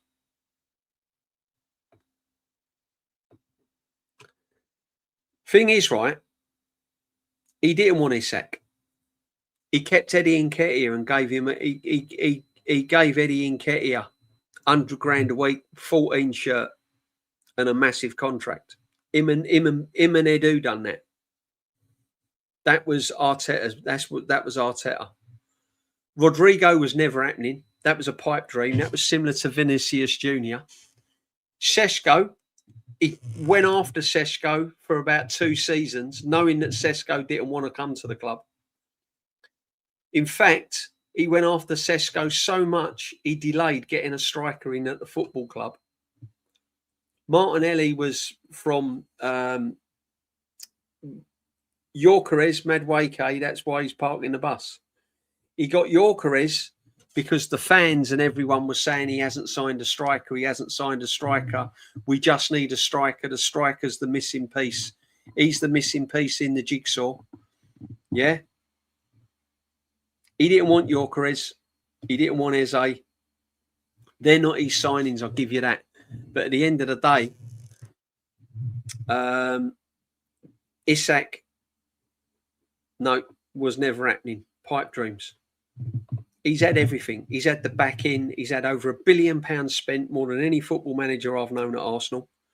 He's had the backing of the fans. If there was fans in that stadium during COVID, he wouldn't be here. He wouldn't have lasted. He would not have lasted. Yeah. He's the only manager I know that has failed on so many occasions other than last season. Up until then, he'd done absolutely nothing and kept his job with all that money spent. And as I said to you before, as I keep saying it, people don't like what they're hearing. But for me, we should have won more than one trophy last season. We should have had at least 2 trophies minimum in the bag. And I cannot excuse him for the way he played in that Champions League final. That was absolutely horrendous. Unexcusable. Unexcusable. And he played as if to say, well, we've won the Premier League. It don't matter about the Champions League. It's as if he binned it. As if it didn't matter. The dust settled very, very quickly on a lot of fans. A lot of fans accepted not winning that Champions League because we won the Premier League. They accepted it. It didn't matter. They shrugged their shoulders. Oh, it don't matter. We won the Premier League. Who cares? And that just sticks with me for quite a long time. DJB, Arsenal so close to agreement to sign Konza. 99% done with negotiations over the fee of 60s. If that happens, Jake, I'll be happy because I do believe we need a centre half. I'll be happy. That'll give me some sort of confidence going into next season. Yeah. See, I don't think Konza's that bad a player, personally. If it meant Tuchel, I'd thank him my Champions League trophy. Bosh, exactly. What I've seen, Toxic reminds me a lot of Brian Marwood. He is very similar, actually, Lawrence.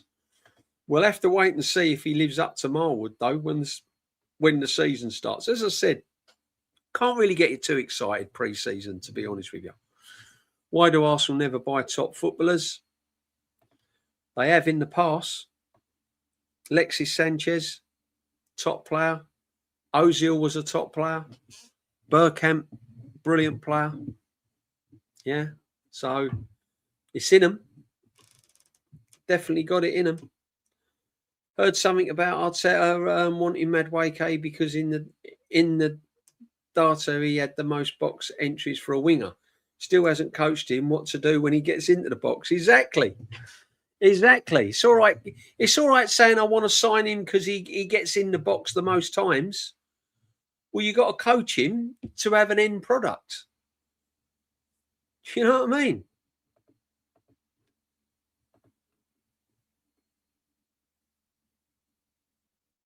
Told you this about 1,000 times, but I really can't wait till he's full. Just keep your cool. Subscribe. Konica Red FC. There it is. Make sure you subscribe. Big up Kawaja as always, my friend. Absolute legend. Run towards the advertising all days. Madueke, the best of the full of clips. I bet you saw it up where you were, Pro, and we didn't have a full eclipse, to be honest. It didn't go completely black where we were. It was good, though, the eclipse, but it was a little bit of an anticlimax, to be honest. Big up Quadra. Thanks, buddy. Just put another 4 vids. Really appreciate it, mate. Slowly growing. 113 subs. Make sure you go and subs. Chronic Red. LFC. Go and sub to this man. Come on. 113 subs. Let's get him up to 200 at least. Kai has never been brilliant for us. Not only does he need to be sold, but he needs to be kicked out. Again, the thing is with Kai Havertz, right? I don't see him as a football player. Never have done. Never have done. I can see what people see in him. He has moments in him. He takes up some good positions. He hasn't got a bad touch. He's not a dreadful player, but he's a Mikel Arteta player, isn't he? That's the thing. That's the thing.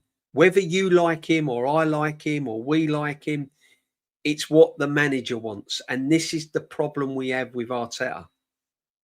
If it fits his system and fits the way he plays, he wants that player.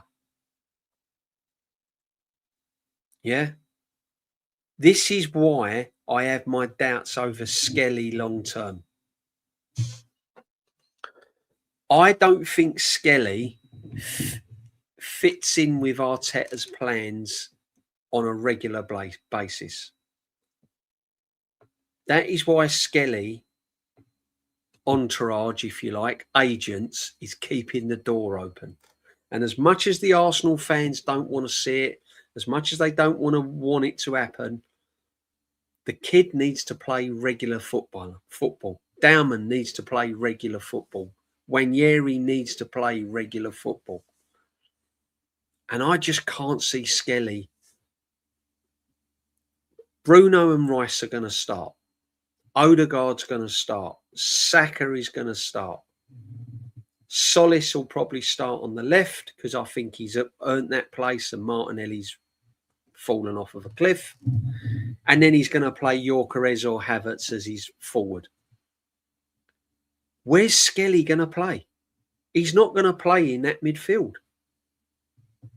Fans are going, oh, you can't sell Skelly. You can't do. No, you can't. But where's he going to play? Let's be realistic. He's not getting ahead of Bruno. He's not getting ahead of Rice. He's not getting ahead of Odegaard. Eze can't even get in above Odegaard on a regular basis. As Skelly getting in ahead of Odegaard. There is no strategy. Look at the defenders, a new name every week. Konza, then Stones, back with Konza, Kawande, yeah, then Konza, and now Quansah. Absolute nonsense. Tibbsy, seeing is believing. As I say to people whenever, don't listen to the rumours. Don't watch it on social media. Don't watch it on channels. When it happens, when they're sitting in the board behind me, the table, pen, Bert at one side, Arteta the other side, photographer in there taking their picture. He's sitting down at the table. That's it. Up until that, I don't take any notice of it. I really don't. It's all pie in the sky for me. Dagman, you pay $16 a month for YouTube Premium and they don't send notifications. Big ups, DJB. We'll watch the entire... Yeah, do you know what? It's frustration. Honestly, DJ Crane, it is really frustrating that they don't send notifications. However, I didn't set this show up until late, so they may not have put it in the network. I don't know, but yeah, it's YouTube. It's a pain in the backside, to be honest. It's so jarring. It is. If Spurs get a proper striker with who they've signed already, they will be banging top six. I agree. I think they're going to be sniffing there or thereabouts anyway, personally. The club can still save it. Osimhen now, Rodrigo in January. See, again, I come back to what me and Kenny Ken was saying about Gyökeres. People are waxing lyricals over Alvarez. They want Alvarez. Now they want Osimhen.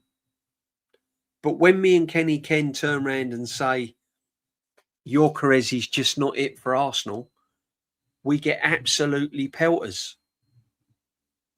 Yet, when you say to them, who would you want, Osimhen or Alvarez or Gyökeres, they don't even pick Gyökeres. It's crazy, isn't it? Let's not forget Spurs having had their creative spark in Maddison for what, close to 2 years now. I know, and he's back. He's back. Osimhen is made out of glass. That's the problem. Facts, DJB. Spurs actually did good business. They have. fighting relegation for 2 seasons, and they're doing better business than what we're doing. Spurs winning the Europa League a year ago. God help us if we didn't get over the line this season. City and Liverpool were so poor and way off the level last season. Facts.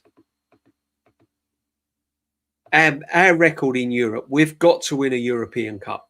We have to win that Champions League. We have to. I don't care how we do it. We've got to do it. Our record in Europe is absolutely woeful. Absolutely woeful. We need to win that Champions League. It has to be priority. It's got to be. Endon Gunnar, oh man, I'm telling the heat is different. AC units putting in work this summer. Oh mate, honestly, it's been so hot. Yusuf, big up, my friend. Hope you're well. I feel we're moving like mid-table club. I feel like we ain't a serious club of Premier League champions. Angers me amongst all the scrubs. Complete disgrace. That's what I mean. You go and capitalise, don't you? You can't do it. Big up, Darren, man. Arteta called him Zubi today. What a complete fool. Arteta doesn't look like he wants to be at the press conference. Arrogant. Oh, my God. Oh, man. Big up the Lynch. Come on, you Gunners. I mean, it would be great to win. I mean, Champions League's got to be priority. Yeah, soothing music, DJB. You got to have a bit of soothing music when Suge comes out with his little time for thought. When he puts his little time for thought and he gets us all thinking, brings us back down to earth, and he puts a little. That's when you got to have your little music, my friend. I'm nervous about the Coventry game. Do you know what, K-Toure? I said this the other day, right? When you think about it, right? Coventry City, first game of the season, Emirates, just been promoted, going to the league champions. That's their cup final. That's their cup final. They can play that, get it out of the way, haven't got to worry about coming to the Emirates later on in the season if they're fighting to stay in the Premier League. That game's gone. It's a Friday night, August, middle of summer.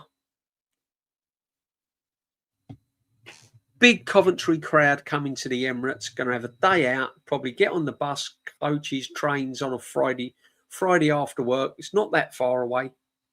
Yeah. Or Friday morning, set off, book a hotel, spend a whole weekend in London, enjoy the occasion. They're going to get right behind that team. Frank Lampard's got nothing to. He's just going to turn around and say, "Look, we're not expected to go and win. This is a game we can put to bed. If we lose, we've still got plenty of games left. We can get this one ticked and done. Let's go out and enjoy it." I don't think, honestly, I think it could be a potential banana skin, you know. It really could.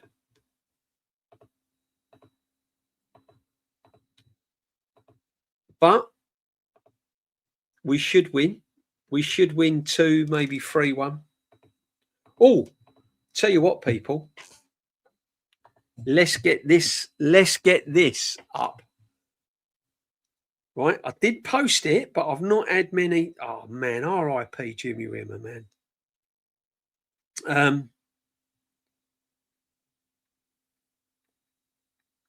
It's fantasy football time, people. Fantasy football time. Let's put my eyes on because I'm getting young now. Hang on a minute. Fantasy football. And I'm going to put the code in the chat right now. Come and join the league. Listen, come and join the league. All right. And on the mingle, we will have regular updates on the league. Okay. All right. It's the Arsenal Huddle League. And we will have regular updates on the mingle. And what I will do is get a prize for the winner. Yeah, at the end of the season. That's the code, Arsenal Huddle League. I'm going to put it in the chat right now, people. Yeah. Mods, if you want to pin that. Here we go. It's in there. There it is there. Yeah, I've put it in. Join the Fantasy Football League, the Arsenal Huddle League, yeah? Make sure you get on it. I've put the code in. It's in the chat. There it is there. That's Lynch. Big up, Lynch. Benzema still on his way to London, Conley. Yeah, Benzema's signed. Done deal. Done deal. 5 years. Benzema's in. Vinicius Junior is coming in January. That's a done deal. Vinicius is signing. He's coming in January. Rodrigo as well. We're going to have him as well. He's coming. Spends over £1 billion and has to park the bus.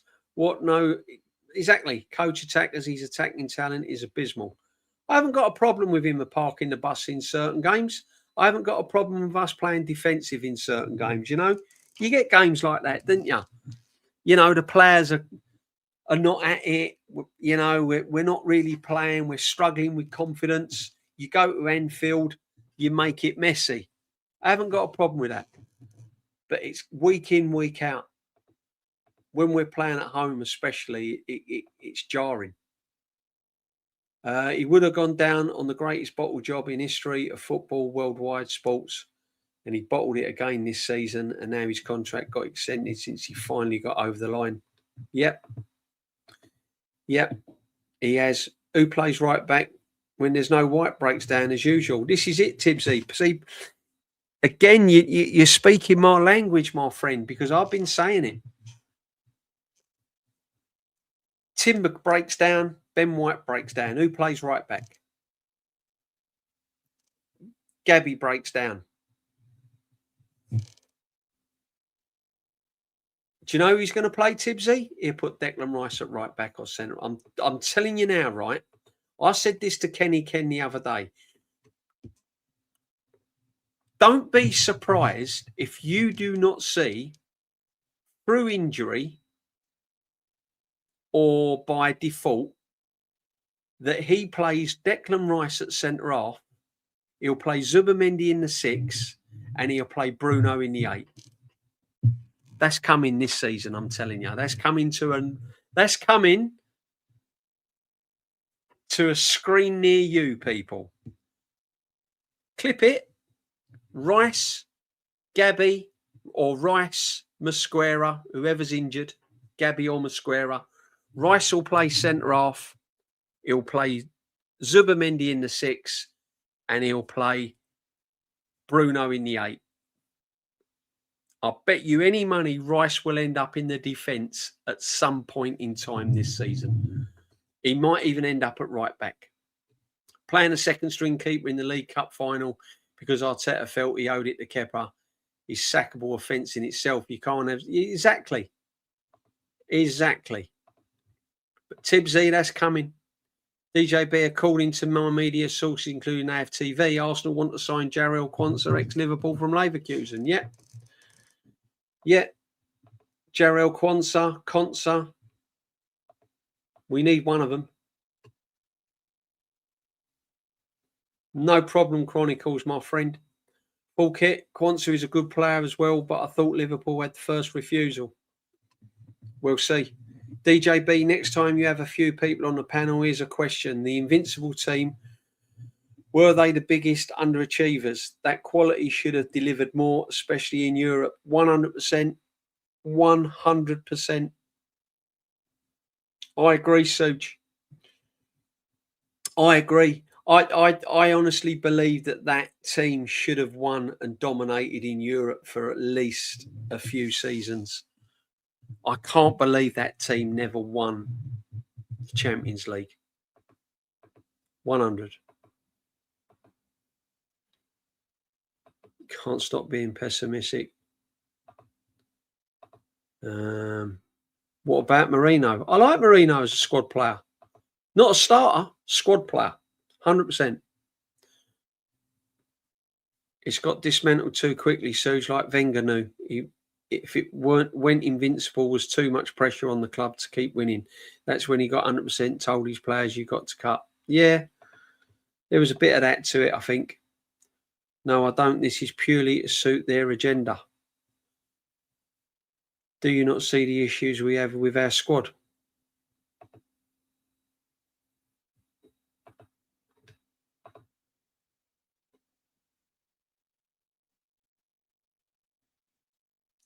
Phil's in. Let's have a look what Phil's up to. Can you stop being so pessimistic? It's not about being pessimistic. It's about having an opinion. Just because some people's opinions don't agree with, say, your opinion, doesn't mean that I'm pessimistic. Just means that I'm realistic. Because this is realistic, isn't it? Footballers get injured, yeah? Timber's never fit. So Ben White is the backup right back, who's also not fit. Ben White gets injured. Who plays right back? Gabriel gets injured. Now you've got a problem because you haven't got Gabriel or Saliba, the two that won us the league last year. Because our attack never won the league. Our defence won the league. Gabriel gets injured. Who do you play centre half alongside Mosquera? Calafiori, you might say. He ain't good enough, though. The manager don't trust him to play centre half. That's why he plays left back. Incape can play centre half. No, he can't. That's why he plays left back. So it's not pessimistic. It's realistic. There's a problem. People don't look at it that way. People want to see it as all rosy and champagne and strawberries and ice cream. But the fact of the matter is, players are going to get injured. And when players get injured, we haven't done enough in the transfer market to have suitable backup. If we sell Martinelli and Solis gets injured, who's playing left midfield? Going to have to move Saka over to the left. Can't put Eze there. We've seen what Eze does left midfield. He can't track back. Arteta don't like him at midfield because he can't defend. So you're going to have to put Saka on the left. You're going to have to play Noni Madueke on the right, who's totally rubbish. So that's not pessimistic. That's being realistic. It's not good enough. That's my opinion. That's my opinion to how I break it down realistically. Now, I could throw the wool over my eyes or the blanket over my eyes and go, no, everything's going to be fine. A back four of a midfield player covering at right back, an inexperienced centre half playing next to a donkey who's a left back, and a left back who's a centre half that plays left back, is going to be good enough as a back four, as a defence. And it's not. So that's realistic. Now, what we could turn around and say is like, oh, we're the best team in the world. We've got the best back four, and we've got covering every single position, and we've got no more signings to bring into the club. Big up the Jezza, my friend. The Jezza's in. Big up, Jez. Hope you're well, brother. Hope you're well, Jezza. Bless you, my friend. Thank you very much. Yeah, this is what I mean. It's not about being pessimistic. It's not about being negative. It's about looking from the outside in. It's about looking what realistically could happen. It's football. Players get injured, especially under this manager. Players get injured because of the workload they're put under, because tactically the way he wants these players to play is 100% flat out. Attack, defend, close down, press, get back, cover, week in, week out. They get injured, they break down. And in key positions right now, in this transfer window, I don't think we have made adequate signings for adequate cover to retain the Premier League. If we get our first 11 out, week in, week out, our first 11, and we get Saliba back quick, then I might start thinking, hang on a minute, with Bruno in there and all that, we could probably win the league. But right now, sitting here, looking at it, watching the pre-season games, it all looks a bit disjointed. Players' body language don't look right. No, that's my opinion. I wouldn't make us clear favourites to go and win the league. Right, guys, look, get on that. I've just put it in. There's the code there for the Arsenal Huddle Fantasy League. There's the code. WBVS7T. That is the code to join the Arsenal Huddle League on the fantasy football. Yeah? I'll leave it on there for a bit, people. WBVS7T. Get on that. Fantasy football, Arsenal Huddle. That's the code. We'll have a go. Have a go.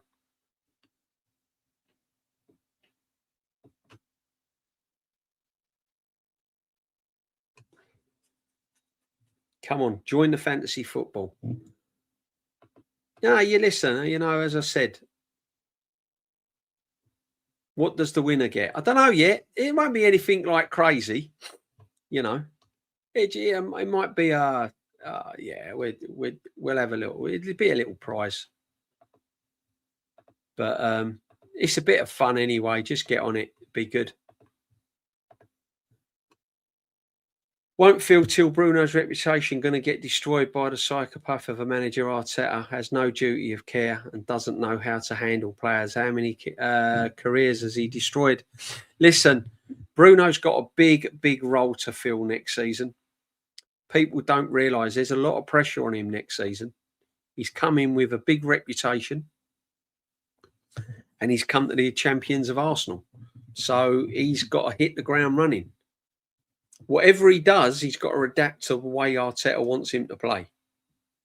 If you see, the thing is, right, again, if you think you're going to see a free-flowing Bruno Guimaraes next season, getting on the ball, taking players on, hitting diagonals, 20, 30-yard passes, breaking lines, running beyond defenders and all that, no, it's not happening. You're going to see a Thomas Partey-like player in Bruno Guimaraes. That's what you're going to see. You're going to see another Thomas Partey. That's it. That is it. DJB, tonight Napoli made an inquiry about Martinelli. Talks are ongoing until the wages come up. Yeah, exactly. Till the wages come up and they'll say, no, sorry, ain't going. He's staying here. Martinelli ain't going nowhere. Sleeper and Timber already out. Gabriel and Cappy White get injured. Do we play the kids? Gonna have to. Marley, I mean, the Salmon guy, he's like world class now, isn't he? He's had one game against Como where he's balled out and now he's world class. What's he like at Old Trafford? League game. What's he like at the Tottenham at London Stadium?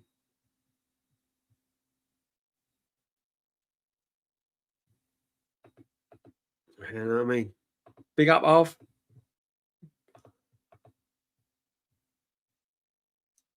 Adam Mino, big up, my friend. I didn't go to the parade because of the Champions League final one. Day wasn't enough for me to get over that horror show. Arteta out. Yeah, listen, I feel your pain, brother. Big up to you. I feel your pain, Adam, massively. I was absolutely... Do you know what, right? That put a damper on the parade for me. I went to the parade, but it took me a hell of a long time to get over that Champions League. And I wouldn't even read the stats. Was it 25% possession? The whole game? We've got that early goal as well. And then PSG made all their substitutions, took all their best players off the pitch. I think they bought 4 of their best players off at one time, and we still couldn't lay a glove on them. I know, man. It was heartbreak, wasn't it? Heartbreak. Massive opportunity missed. But it don't matter. We won the league, so it doesn't matter. Doesn't matter. We won the league. Don't matter. Champions League, no, don't matter. All them fans that went out there, no, it don't matter. Don't matter. Carabao Cup. FA Cup against Southampton. Easiest route to a cup final. Don't matter. Won the league, so it don't matter. Who cares? Nothing matters. We ain't got a left winger. It don't matter. We won the league. We've got no backup at right back. It don't matter. We won the league. We've got Odegaard as captain. Doesn't matter. We won the league. It don't matter. I don't know what you're talking about. Be positive. Come on. And more footballers will get injured under the manager like Arteta, who has only duty care. He has no idea how to handle play. He's got to get his squad rotation right next season. That is 100%. He has to get his rotation right next season. Bill, yeah, we are. That's why we need signings to improve.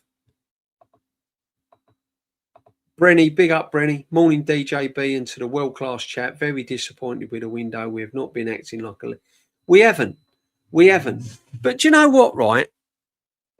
I've got to sort of balance it up a little bit.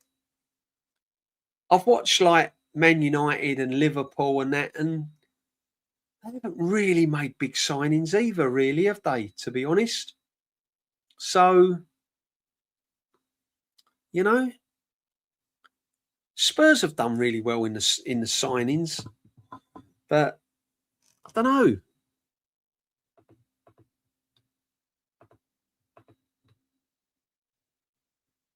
I'll tell you what it does do. It puts to bed like everyone wants to play for Arteta and everyone wants to come to Arsenal. It's put that one to bed, isn't it? That one's gone. Pre-season gives us a glimpse of what's to come, Phil. Yeah, it does. Big up, Phil. What'd you get for winning it, DJB? I'll sort something out, be like a special mug or whatever. Yeah, be a little prize. Don't get too excited. It won't be like loads of money or anything like that. We'll have a little look. Might be a little Arsenal huddle thing or something. Yeah. It's good fun anyway. It's nice it is when you go on the huddle and you see all the chat in there fighting for the league. It's good stuff. It's good fun. Phil, a lot of your players played with injuries last season. You haven't even had sent back from national matches because they weren't fit. Facts. Who's looking forward to the wild horse running around, neglecting his defensive duties? He has more freedom than Yorkerez has. Yeah, exactly, Tibbsy. You make that make sense. How does an inverted left back have more freedom than a creative midfield player? Calafiori, defender, has more creativity. He has more freedom to roam than Eze. He'll be out longer than Christmas, Suge, I reckon. I don't think Saliba's touching grass till March. Timber and White not fit. Calafiori, Rice is playing injured. Saka's injured. Noni can't score. Cheap brothel. We have a missing captain. There it is, Suge. Give it to him straight. Like a pear cider made from 100% pears. Oh, dear. I'll give it to you straight. Like a pear cider made from 100% pears. Odegaard's crap. We're looking at Bruges right back, apparently. Oh, I'll tell you what. Go down to your local Sunday. Go down to your local Sunday team and get a right back from them. Honestly, laughing stock. Jimbo, Arteta was under massive pressure to deliver last season, so I don't mind him rushing players back, etc. If on injection it works when it can. He was under massive pressure, but he brought that pressure on himself because he didn't win anything. He's under pressure next season. You're under pressure every season. You play for Arsenal Football Club. You're under pressure every season. Every player's under pressure. You're playing for Arsenal. You're playing for one of the biggest clubs in the world. You play for Man United, you're under pressure. You play for Liverpool, you're under pressure. That's why with pressure, you've got to deliver. And if you don't deliver, you mustn't settle for second best. Unfortunately, we had a fan base for so many years just settling for second best. They were happy to finish in the top four. They were happy to finish runners up. In fact, they were praising Arteta for finishing runners up. The fact that it was failure and we won nothing, they praised him for it. Man City finished runners up. No one mentions it. We finished runners up 2-3 years running, and it was like the runners up trophy. Best in the world. Arteta's a genius. Funny, isn't it?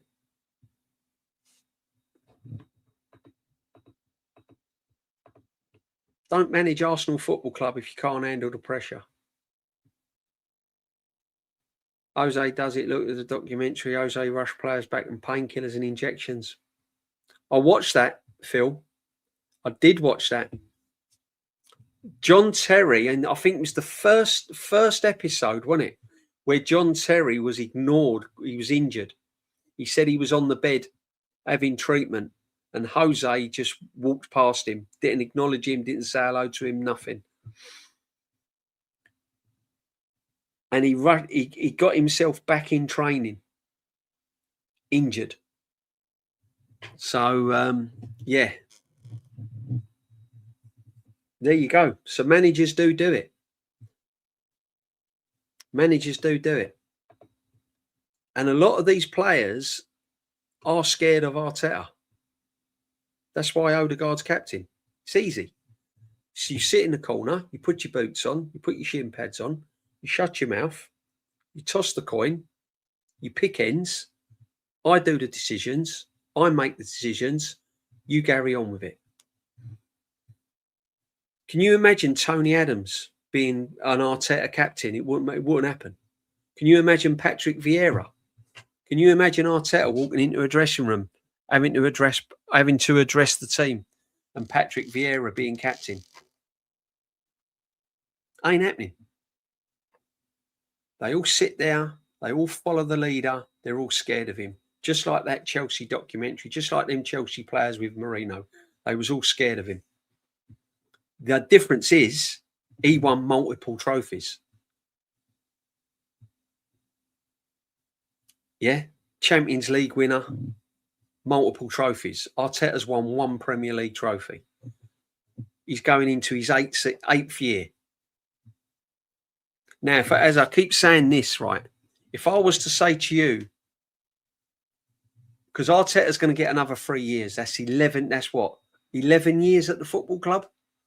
If I said to you, we're going to sign a manager, we're going to give him 11 years, we're going to give him nearly £2 billion, and he's going to win one Premier League trophy, you would turn around and go to me, you better go and get help. You better go to the doctors and get help. You're telling me you're going to sign a manager and have him here for 11 years and win one Premier League trophy? I don't want him. Potentially, that's what Arteta could do. If he doesn't win anything, if he doesn't win the Premier League now for another 2 seasons, he's had 10 years at the football club and won one Premier League trophy. So he's under pressure, massive pressure. He's got to win it next year. If he doesn't win it next year, he's got to win it the year after. Has to. Big up Brenny. Yeah, Villa, that was a makeshift team as well. Big up Nicholas. Hope you're well, my friend. Carabao Cup final, UEFA Champions League final, worst disaster strike of the season. Mate, you're 100% right. Absolutely disgusting performances. Don't care what anyone says. Premier League or not, those cup finals were absolutely disgusting. How can people say everything is great with Arsenal with straight face, scrubs still here, destroyed players? Exactly. Well, we'll see. Because, as I said, when you look at it that way, let's say we don't win the Premier League next year and we don't win the Champions League. And then the following year, we don't win the Champions League and we don't win the Premier League. He would have had more money spent on the club.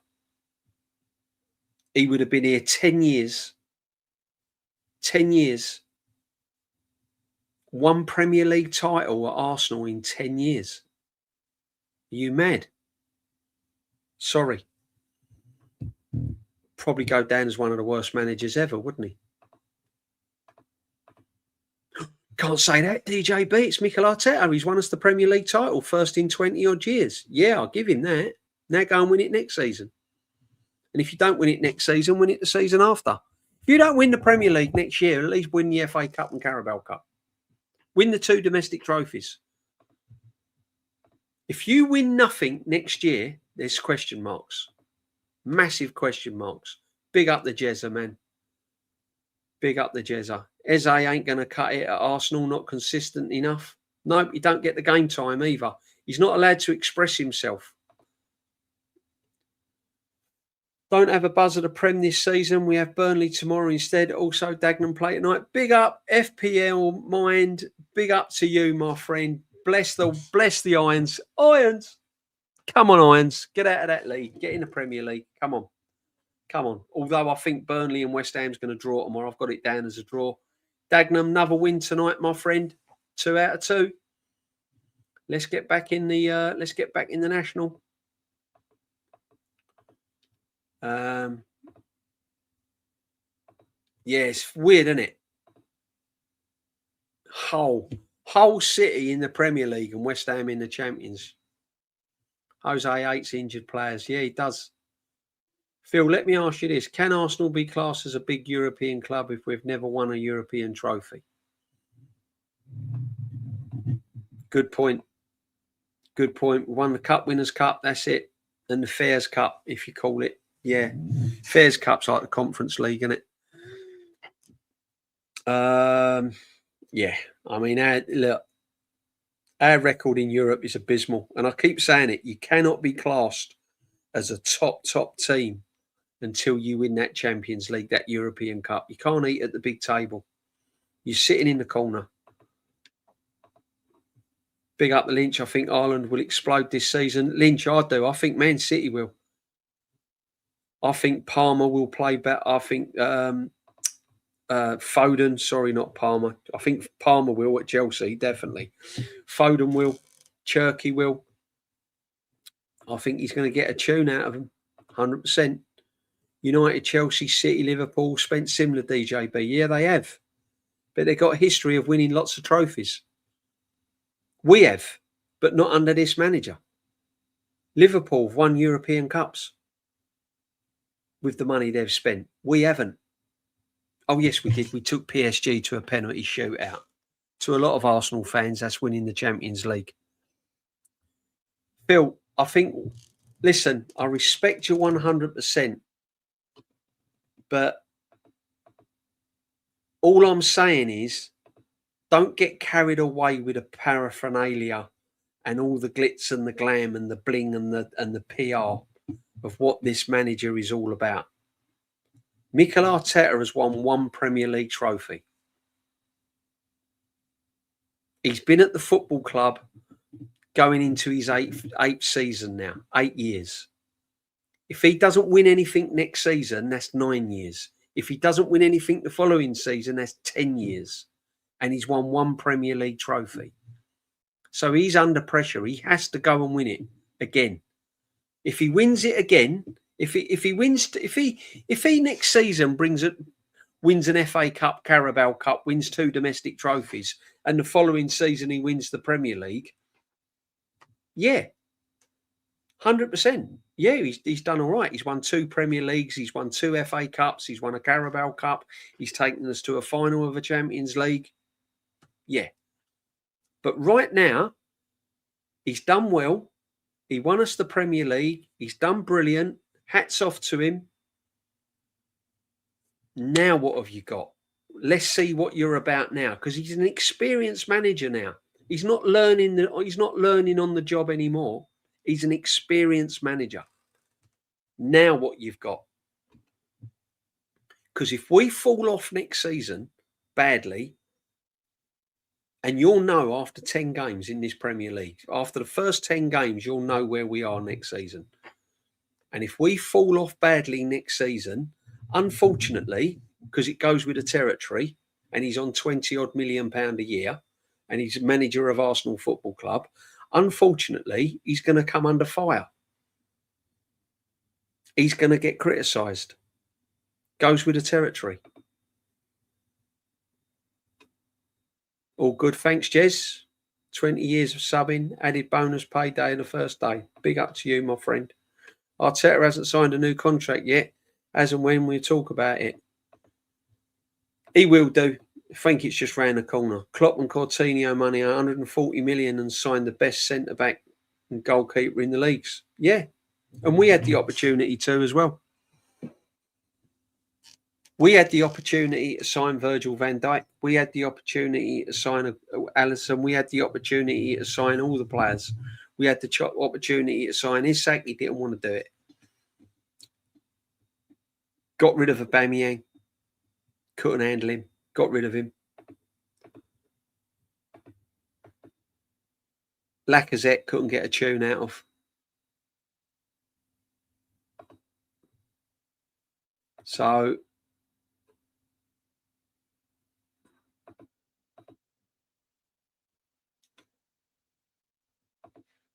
Rodgers, Palmer will be brilliant. I think so. I think so. But again, we'll have to wait and see. We'll have to wait and see.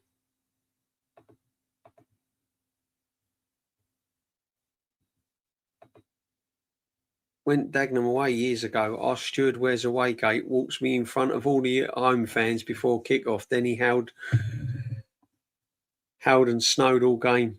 Sleep on the train home, woke up for pick up of. That's what away days are all about, though, aren't they? Eh? That's what away days are all about. I've got some great stories, and Jez is in the chat. He's probably got some great away day stories as well. I've got great ones. Punches on the motorways, getting in at 4 o'clock in the morning, getting up for work at 6, getting in at 5 o'clock in the morning, going straight to work. Oh man, oh, crazy away days. Snowed on the bloody. Remember, it's snowing once. I think we was coming up from Burnley. And it was snowing it started snowing really heavy. We weren't moving. We were just stuck on the frigging motorway for ages. Didn't get into 5, 6 o'clock in the morning. Threw a sickie. That was it. It was madness.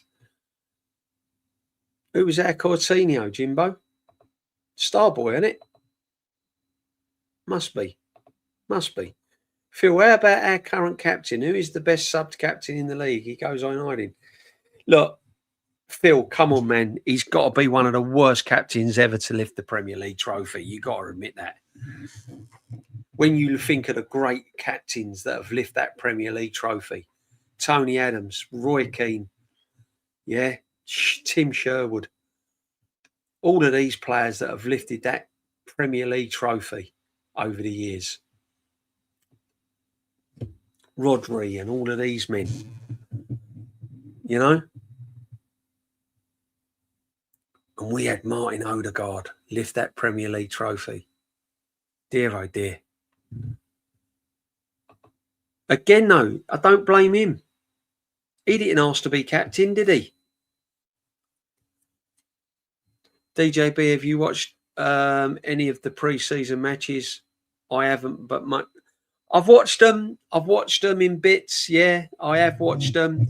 But as I said, Aaron, I'm normally, when I watch pre-season friendlies, I home in on individual players. I look at individual players and see what they're up to and how they're performing. I look at the tactics. Have they changed? Is there a different system in place being sort of executed or tried out? They're the sort of things I look at. I don't really look at the score. And what I've seen in the pre-season games is pretty much like for like. I've seen pretty much the same. Not seen anything different. And that's what worries me. As you're a football channel, not just Arsenal, what is your top 3 in the champs?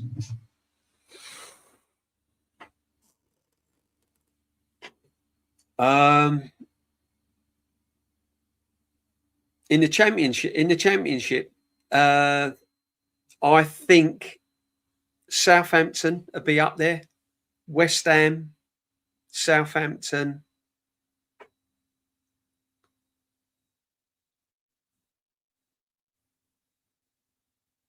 I'm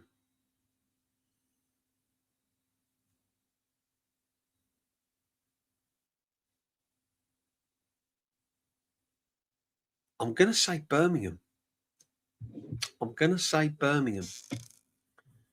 West Ham, Southampton, definitely. I reckon Southampton will definitely be up there. Wolves will be up there as well. But it's a tough one, isn't it? It's going to be tough. It is going to be a real tough one. Said Luton though. I think Luton will do well as well in League One. Burnley v West Ham, 4 p.m. kick-off on Sunday, the 16th of August. Yeah, I'm looking forward to that. I reckon that'd be a draw. So I don't think West Ham have strengthened enough to go and... I think they'll get out of that league, but I don't think they'll win it. Phil, can you let me know who you think is better, Tony Adams, Patrick Vieira or Odegaard?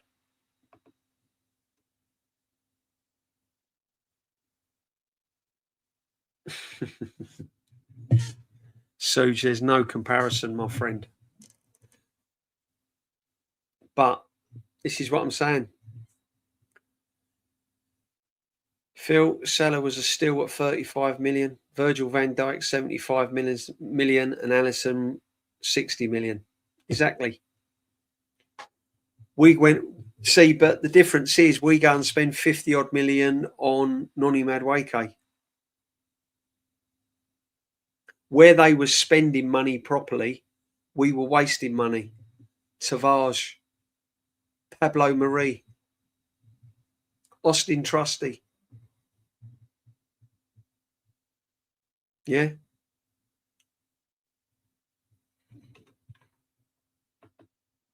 All Arteta signings. 6-7 goalkeepers he's signed. He signed what? 3-4 centre halves, played them at left back, played them at right back.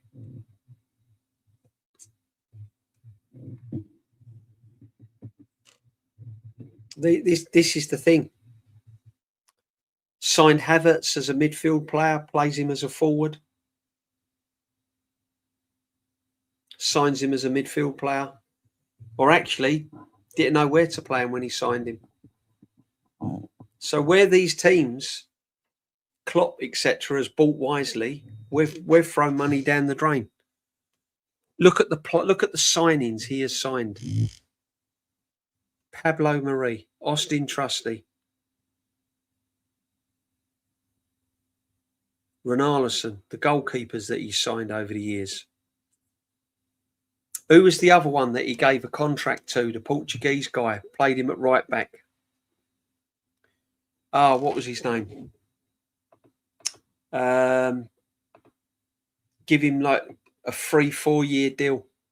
Reece Nelson gave him 4 years deal. Eddie Nketiah, 100 grand a week. Yeah.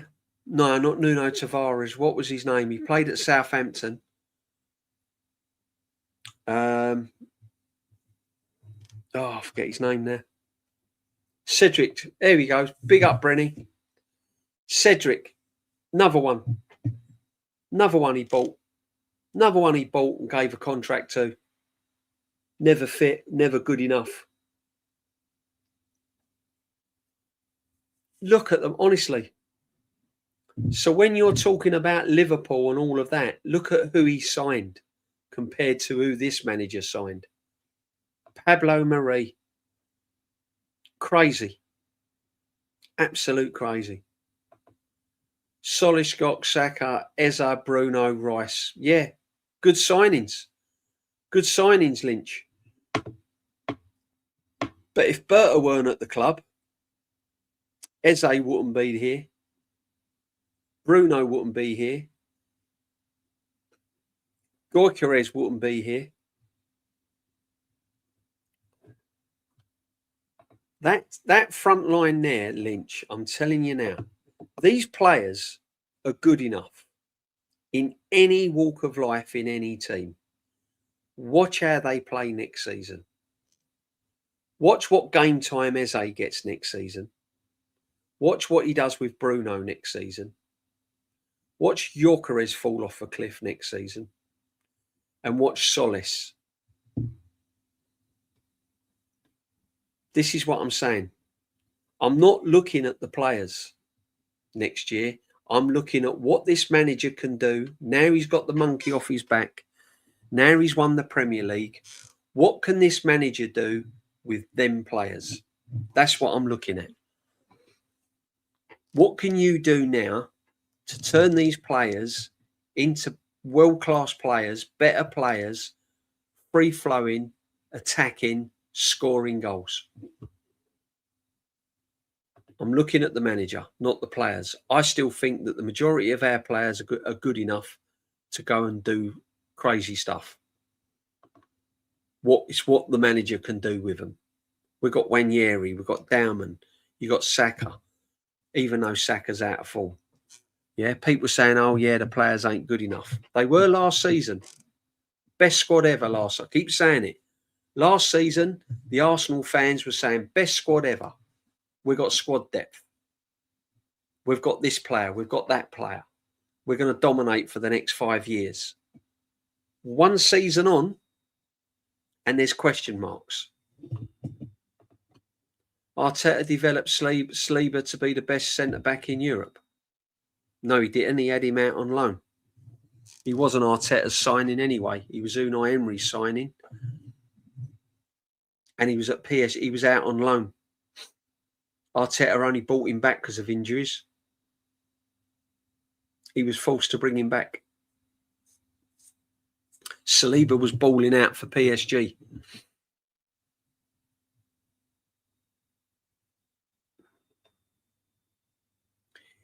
He was also playing the best centre-back in Europe from Christmas with a bad back injury. He didn't pick that up at the World Cup. He had it since Christmas.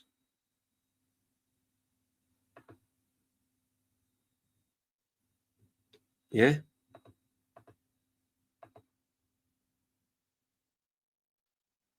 Exactly, Suge. There you go. Sent him out on loan. So if he developed Saliba, why ain't he developed Ethan Wanyeri? Why hasn't he developed? Why hasn't he made a lot of these players? Why has Martinelli fallen off of a cliff? Why ain't Saka in the same remit as? Why ain't Saka developed? Why hasn't he improved? Why ain't Saka in the same bracket as Elise? Elise's levels ahead of Saka, miles ahead of him.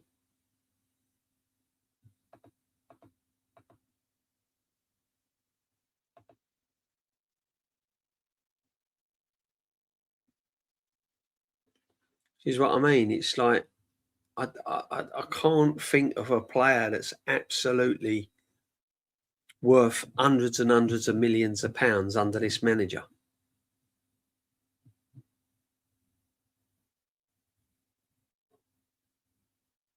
Oh, yeah, by the way, we could have signed Vitinha and we signed Fabio Vieira.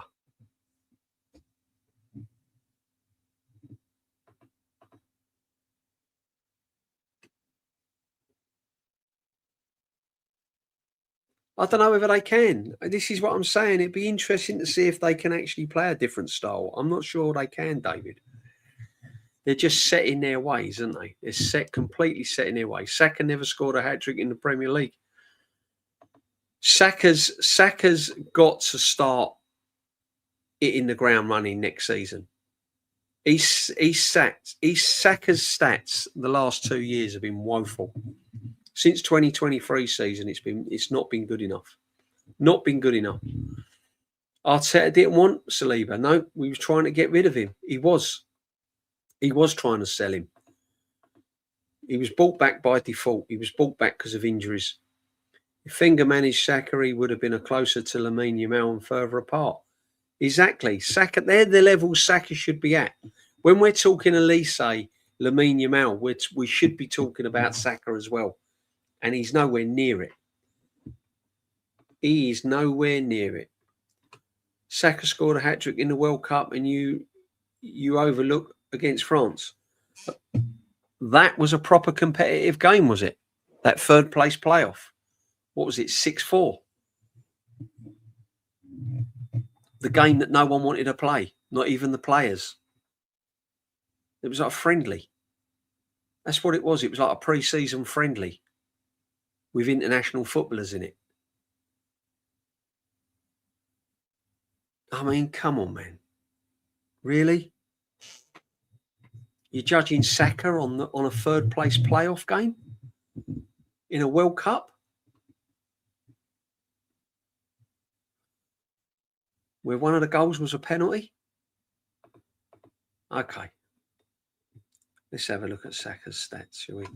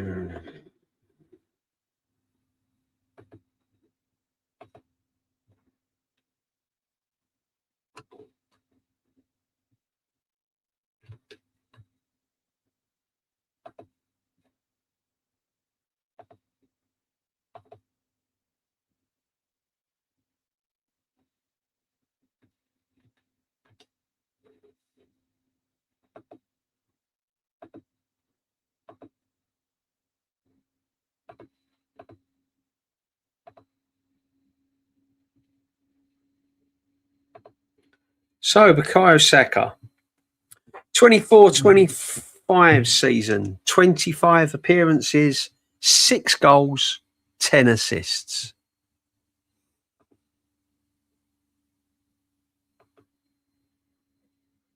Last season, 31 appearances, 7 goals, 5 assists. 300 grand a week, Phil. 5 assists from a player that's meant to be world class. 7 goals. How many goals did he score the season before? 6. 13 goals in 2 seasons and 15 assists in what? Nearly 60 appearances. Not the kind of right midfield player, attacking midfield player stats that I want to see. I want to see 12 goals, 15 assists.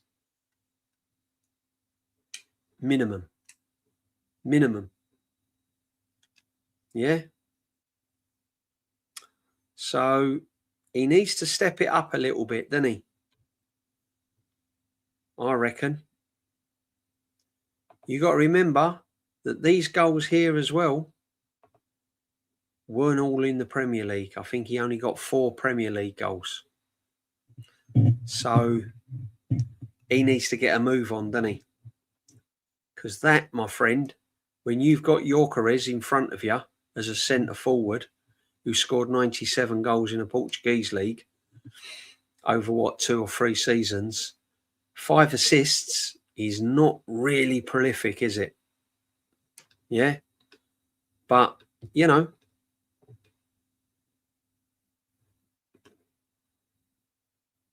Jared Bowen had better stats than Saka last season and he got relegated. So, as I said, it's all opinions.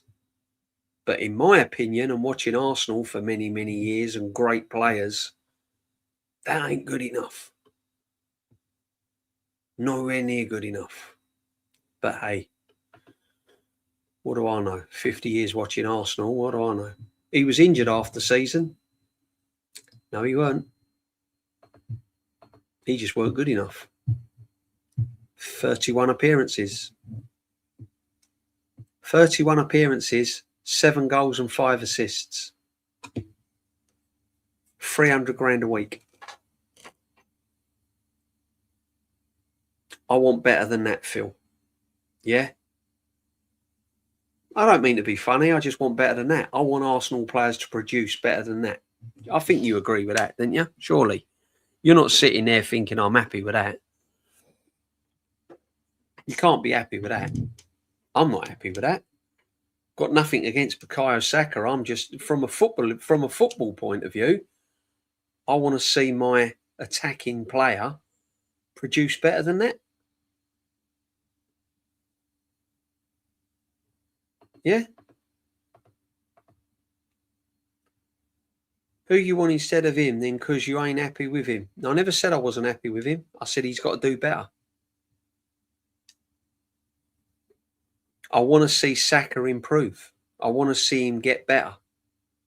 He should be better than that. For how long he's been at the football club, for someone who started so young, and let's be honest, he's carried the football team. If it weren't for him, the manager wouldn't have a job because he carried him. Yeah. Deserved his 300 grand a week pay rise, 100%, not taking that away from him. But he's an experienced player. I'm wanting more than that.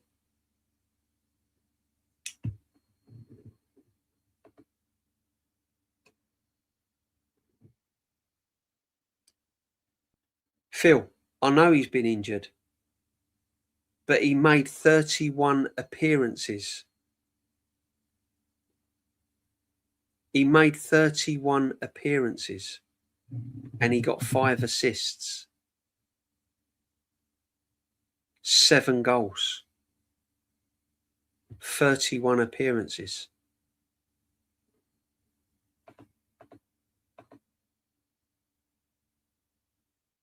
He needs to improve. Whether he can improve. See, my opinion, Phil, with Saka, I don't know whether you agree with me. I don't think his injury has done him any favours. I don't know if you remember Michael Owen. Michael Owen was similar. Yeah. Michael Owen was like brilliant player. Yeah, outstanding. Got a bad injury, was never quite the same player. I believe with Saka, since the injury, he's kind of plateaued. He's levelled out. He's still a great player, still a brilliant player, but he's not. For me, he's levelled out. For me, I can't see him getting any better. So we'll have to wait and see. What about Foden? Look at his stats. Do you want to look how many? Do you want to look at the trophies Foden's won? Go and have a look at how many trophies Foden has won compared to Saka. Look at his trophy cabinet. What has he got to prove?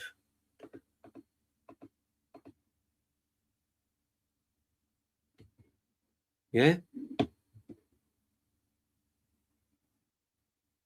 Treble winner, European Cup winner. How many times he won the league? Foden. How many Premier League titles has he won?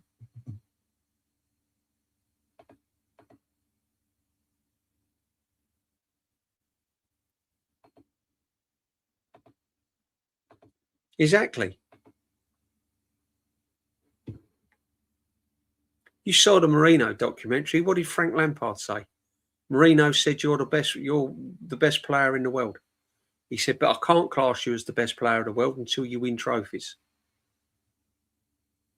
You ain't the best player in the world until you win trophies, something like that.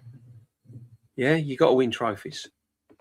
I'm not saying Saka's a bad player. Saka's a very, very good player. Brilliant player. He's not world class though. He would have been if he was playing for Klopp or a manager like that. But he's not, or you know, Luis Enrique, he would have been world class, but he's not.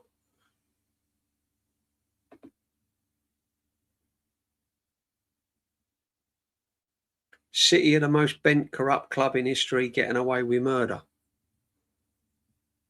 Have they been proven guilty then? Have they been found guilty then, Phil?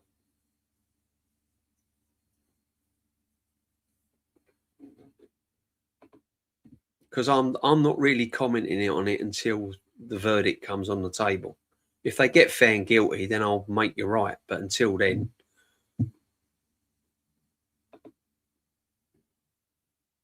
but you can't tie the players in with what goes on in the boardroom and what directors and all of that go under, can you? You can't blame Pep for what went on at Man City before him. You don't blame Phil Foden for what went on at Man City, do you? You can't blame Kevin De Bruyne. You can't blame the tactics for what went on at Man City. That's something out of their control. They can't control what goes on off the pitch. People forget that players are employees first. If you don't do the job, you get replaced. Absolutely, Lynch. Absolutely. And I'm telling you now, and this is nothing against Bukayo Saka, but if come January, he's still not finding the form, or he's still not the Saka that we want, and a club comes in for big money, who knows what's going to happen?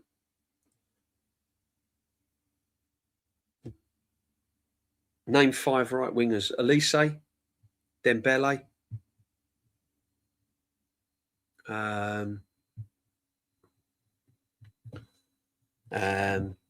yeah, Elise, Dembele. God, dear, this goes on. Doué. There's 3. Lamine Yamal, 4.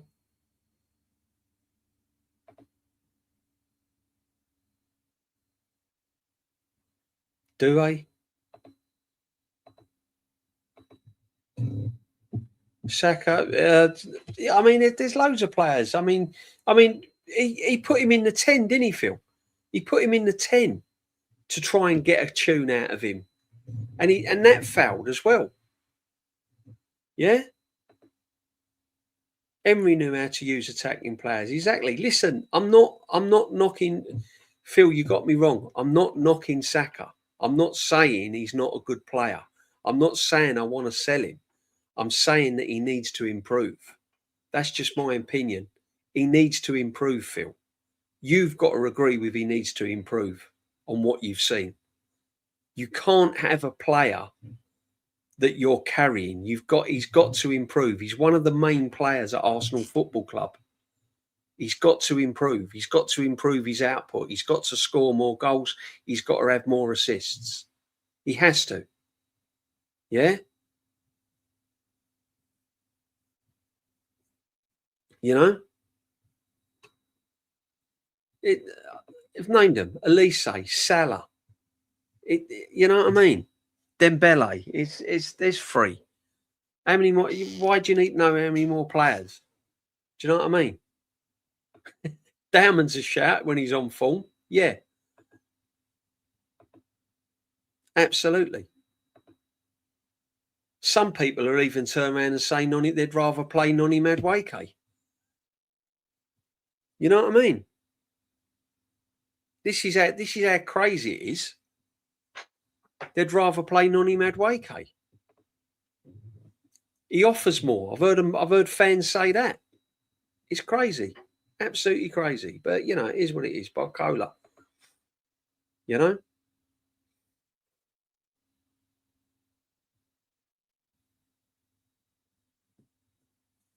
So yeah, Phil, I think you got me wrong, mate. I'm not clutching at anything. I think you've got me wrong. I'll repeat what I've just said. I've not said that he's a bad player. I've not said that I want him sold. All I'm saying, and this is from a football point of view and a fan's point of view, I just want him to improve. I want him to get better. He needs to improve. That's all I'm saying. Yeah? If you're happy with the way Saka's performing, then you're not watching the same Saka I'm watching. You're watching someone completely different. Elise, Dembele, Yamal, Doué, Rafinha, Rodrigo. Yeah, I mean, I'm like that with Rafinha, to be honest. I'm not sure. However, yeah, again, it's all opinions. It's all opinions. But definitely Elise, Dembele, Yamal and Doué. I mean, come on. I mean, there's 4 there. He's nowhere near in the same bracket as them, and he should be. That's all I'm saying. He should be in that bracket. He will get better, mate. He's still young and will refresh next season. Watch. I don't, in my opinion, Phil, I don't think he will. I think he's plateaued out. Under this manager, I think he's reached his ceiling. I don't think he can improve. I don't think he can improve. I might be wrong. You'll see moments from him. You'll see glimpses from him. You'll see the odd goal from him and you think, oh, he's back. And in the following game, he won't be.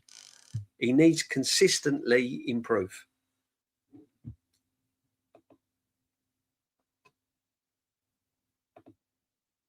Never mind, DJB. You've made your point clear. Yeah, listen. You know, you got to. This is what I'm saying. Unfortunately, you can't have a different of opinion to someone because everything they see in Arsenal, every player, the manager, is perfect. Is absolutely perfect. And if you have a difference of opinion, then you're wrong.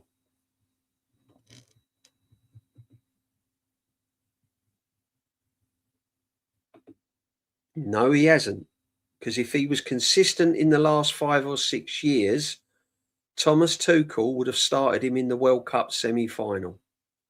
Players that are consistent and are consistently scoring goals and assisting do not hold bench in a World Cup semi-final and let an awful player like Noni Madueke take his place. Great players, world-class players, don't sit on the bench in a World Cup semi-final. They play football. I rest my case.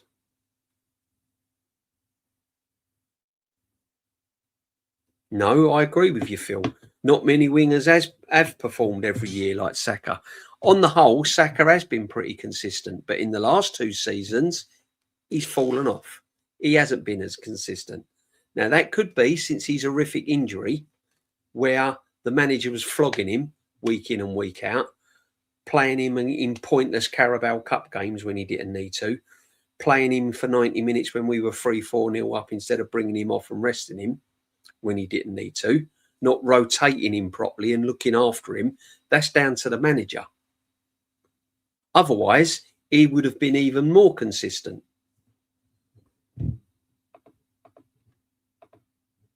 Big up everyone locked in, guys. Make sure you smash your like. Thought the guy was trolling on a wind-up, which is why I mentioned don't bite the bait. No, he's not. Listen, I'm happy. I'm happy to have a discussion with people that don't agree with me. But there's having a discussion and there's being deluded. And I think Phil's pretty level-headed. He thinks the sun shines out of Saka's arse, and I think he's got to improve. One of them things, isn't it? You know? It just is what it is. You can't name hardly any wingers in the Prem 5 or 6 years apart from Salah who's outformed him, mate. So just because I can't name any wingers doesn't make Saka's form any better, does it? Yeah. Just because you're telling me to name wingers that are better than Saka in the Premier League, yeah, doesn't make Saka any better, does it? I'm saying that Saka needs to improve. Jared Bowen's been better than Saka's in the last 2 years. There you go. I can name one. Jared Bowen. There you go. Why didn't Saka start in the cup in the World Cup semi-final then? If he's been that consistent.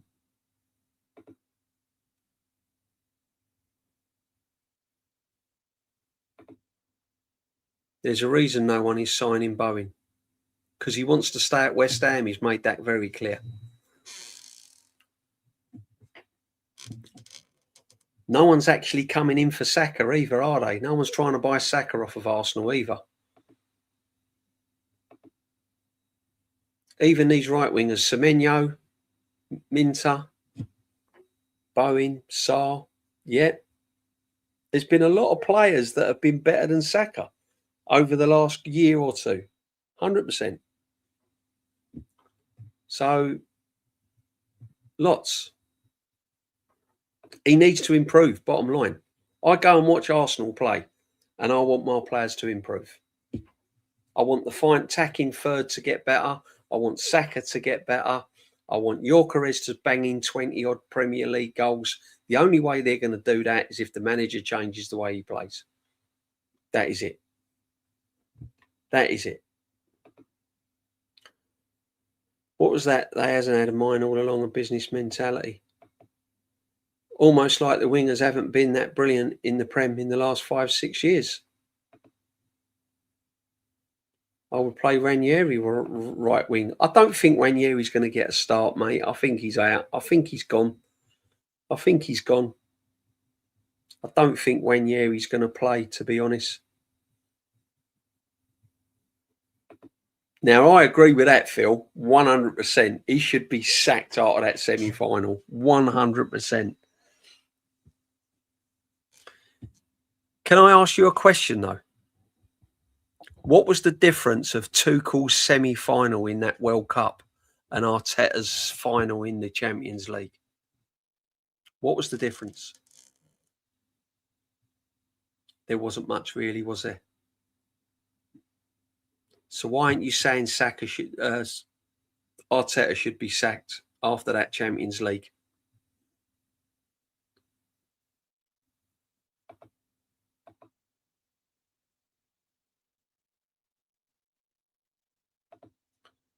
He was clearly influenced by Arteta.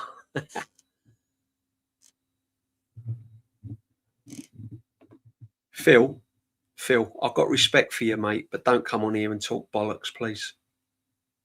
Go watch AFTV, and you'll get all the excitement you want. Then, please, don't start talking to me about Champions League. You ain't going to win it. You ain't going to win it, mate. Sorry. Champions League was abysmal. Absolutely abysmal. If you're gripping onto penalties as a success in the Champions League, then you're not an Arsenal fan. Sorry. All respect, mate, but nah. Sorry, that Champions League pains me to say. If you're holding on for a penalty shootout and you're classing that as a success in the Champions League, then I'm sorry. You're wrong. Tuchel fully choked, and so did Arteta in the Champions League. Simple as that. Saka or Robin? Oh, Aaron Robin. What a player, man. Aaron Robin. Freddie Ljungberg over Saka all day long. All day long. 100%. For a manager of that experience to set up like that catastrophe, especially after scoring the first goal, it's crazy. Crazy. That semi-final of the World Cup was terrible. Shocking. But it is what it is, people. Anyway, people, it's been absolutely brilliant. Late night chat. Fantastic. Thoroughly enjoyed it. Smash the likes up and make sure you sub to the channel if you haven't subbed to the channel. And big up to absolutely every single one of you. It's been an absolute great debate. Fantastic. Absolutely enjoyed it. We were kidding. It's Arsenal after all. 1-0 against PSG was never going to stand. Nope. Are you, buddy? How you doing? Hope you're well. Who's live? Anyone tell me who's live, people? Who's live? Who's live? Who's live? See, you are leaving. Yeah, we've been on like what, 2 hours, nearly 3 hours now. Nearly 3 hours. Later, Phil. Take it easy, brother. Mine. There you go. Take care, especially you, Phil. Yeah, big up, Phil. Big up, Phil. Phil, come and see us when Saka scored 15 goals and 12 assists. Yeah. DJB, another season I'll be back going to games. Come back next season. Ticket at Wadham Road. Save you pounds, hundreds, 370. Be entertained winning or losing. Yeah, listen, I always get over and watch the non-league teams during the international breaks and stuff. Always, whenever I can, I'll get and watch them. Always. Never trust a German with an England football team. It's one of them, isn't it? Yeah, but it's one of them. I don't really care who manages the England football team as long as they win. I hope you're well. Are you doing Arsenal watch along versus Man City? No, I won't be doing that. However, we will be doing watch alongs next season. Me, Nomsky, Jan Boyd, Gianni, we'll be doing watch alongs next season. Mingle will be back on a Wednesday. Retro show, Sunday sit back. It'll all be coming back, people. It'll all be coming back as soon as the season starts. And yeah, good stuff, DJB, another classic. Big up to you, Lynch, my friend. Hope you're well, bruv. Roberto Di Matteo, mate. Classic. Make sure you get onto the fantasy football team, Arsenal Huddle League. Get onto that one. What else was I going to say to you people? Yeah, be looking forward to the Coventry game. We'll have a little stream, pick our team, and yeah, big up to everyone. Says Fabregas, what a player. Take care, DJB. Big up, Aaron. Big up, people. 90 in the building. Make sure you smash a like. Who is live, people? Let's have a look. Who is live right now? Anyone tell me who's live? Let's have a little look who's live. And then we can raid over.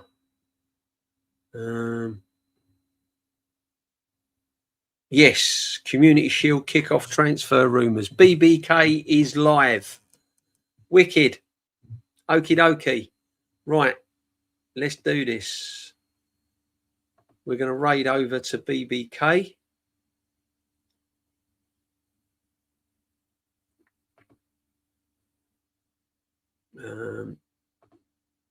One second, guys. If I freeze here, I do apologise.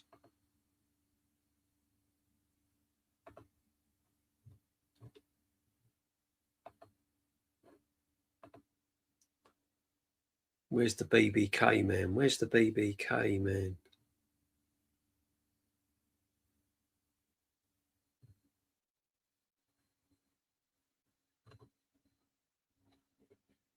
There he is. Brilliant. Smashing, guys. Okie dokie. And we're back. Yeah, get over to BBK. Raid BBK, showing some love. Big up, Gavin. Thank you very much. Gavin, Lynch, Prom as always, Gooner SC. Make sure you're all locked in. Big up to every single one of you. Adam, Phil, Gooner, Aaron as well. Harv has been in. Jimbo, Brenny, Full Kit Wanker's been in. Yeah, all of you. Phil. Yeah, big up to every single one of you guys. If I haven't called out your name, very sorry, but you know who you are. You're all absolute legends. Legends. Even Phil's a legend because he's come by as well. Richard, nice one, my friend. Big up to you as well. Yeah, go show BBK some love and tell him DJB raid. We'll catch you out of here. Sunday sit back on Sunday. Hopefully we'll get the mingle back as well next Wednesday. If not, it will definitely be the following week. The following week, everything will be back to normal, people. So yeah, keep your notifications on. And yeah, it's been a great show. Thank you very much. We are out of here. Take care, people. Bye for now.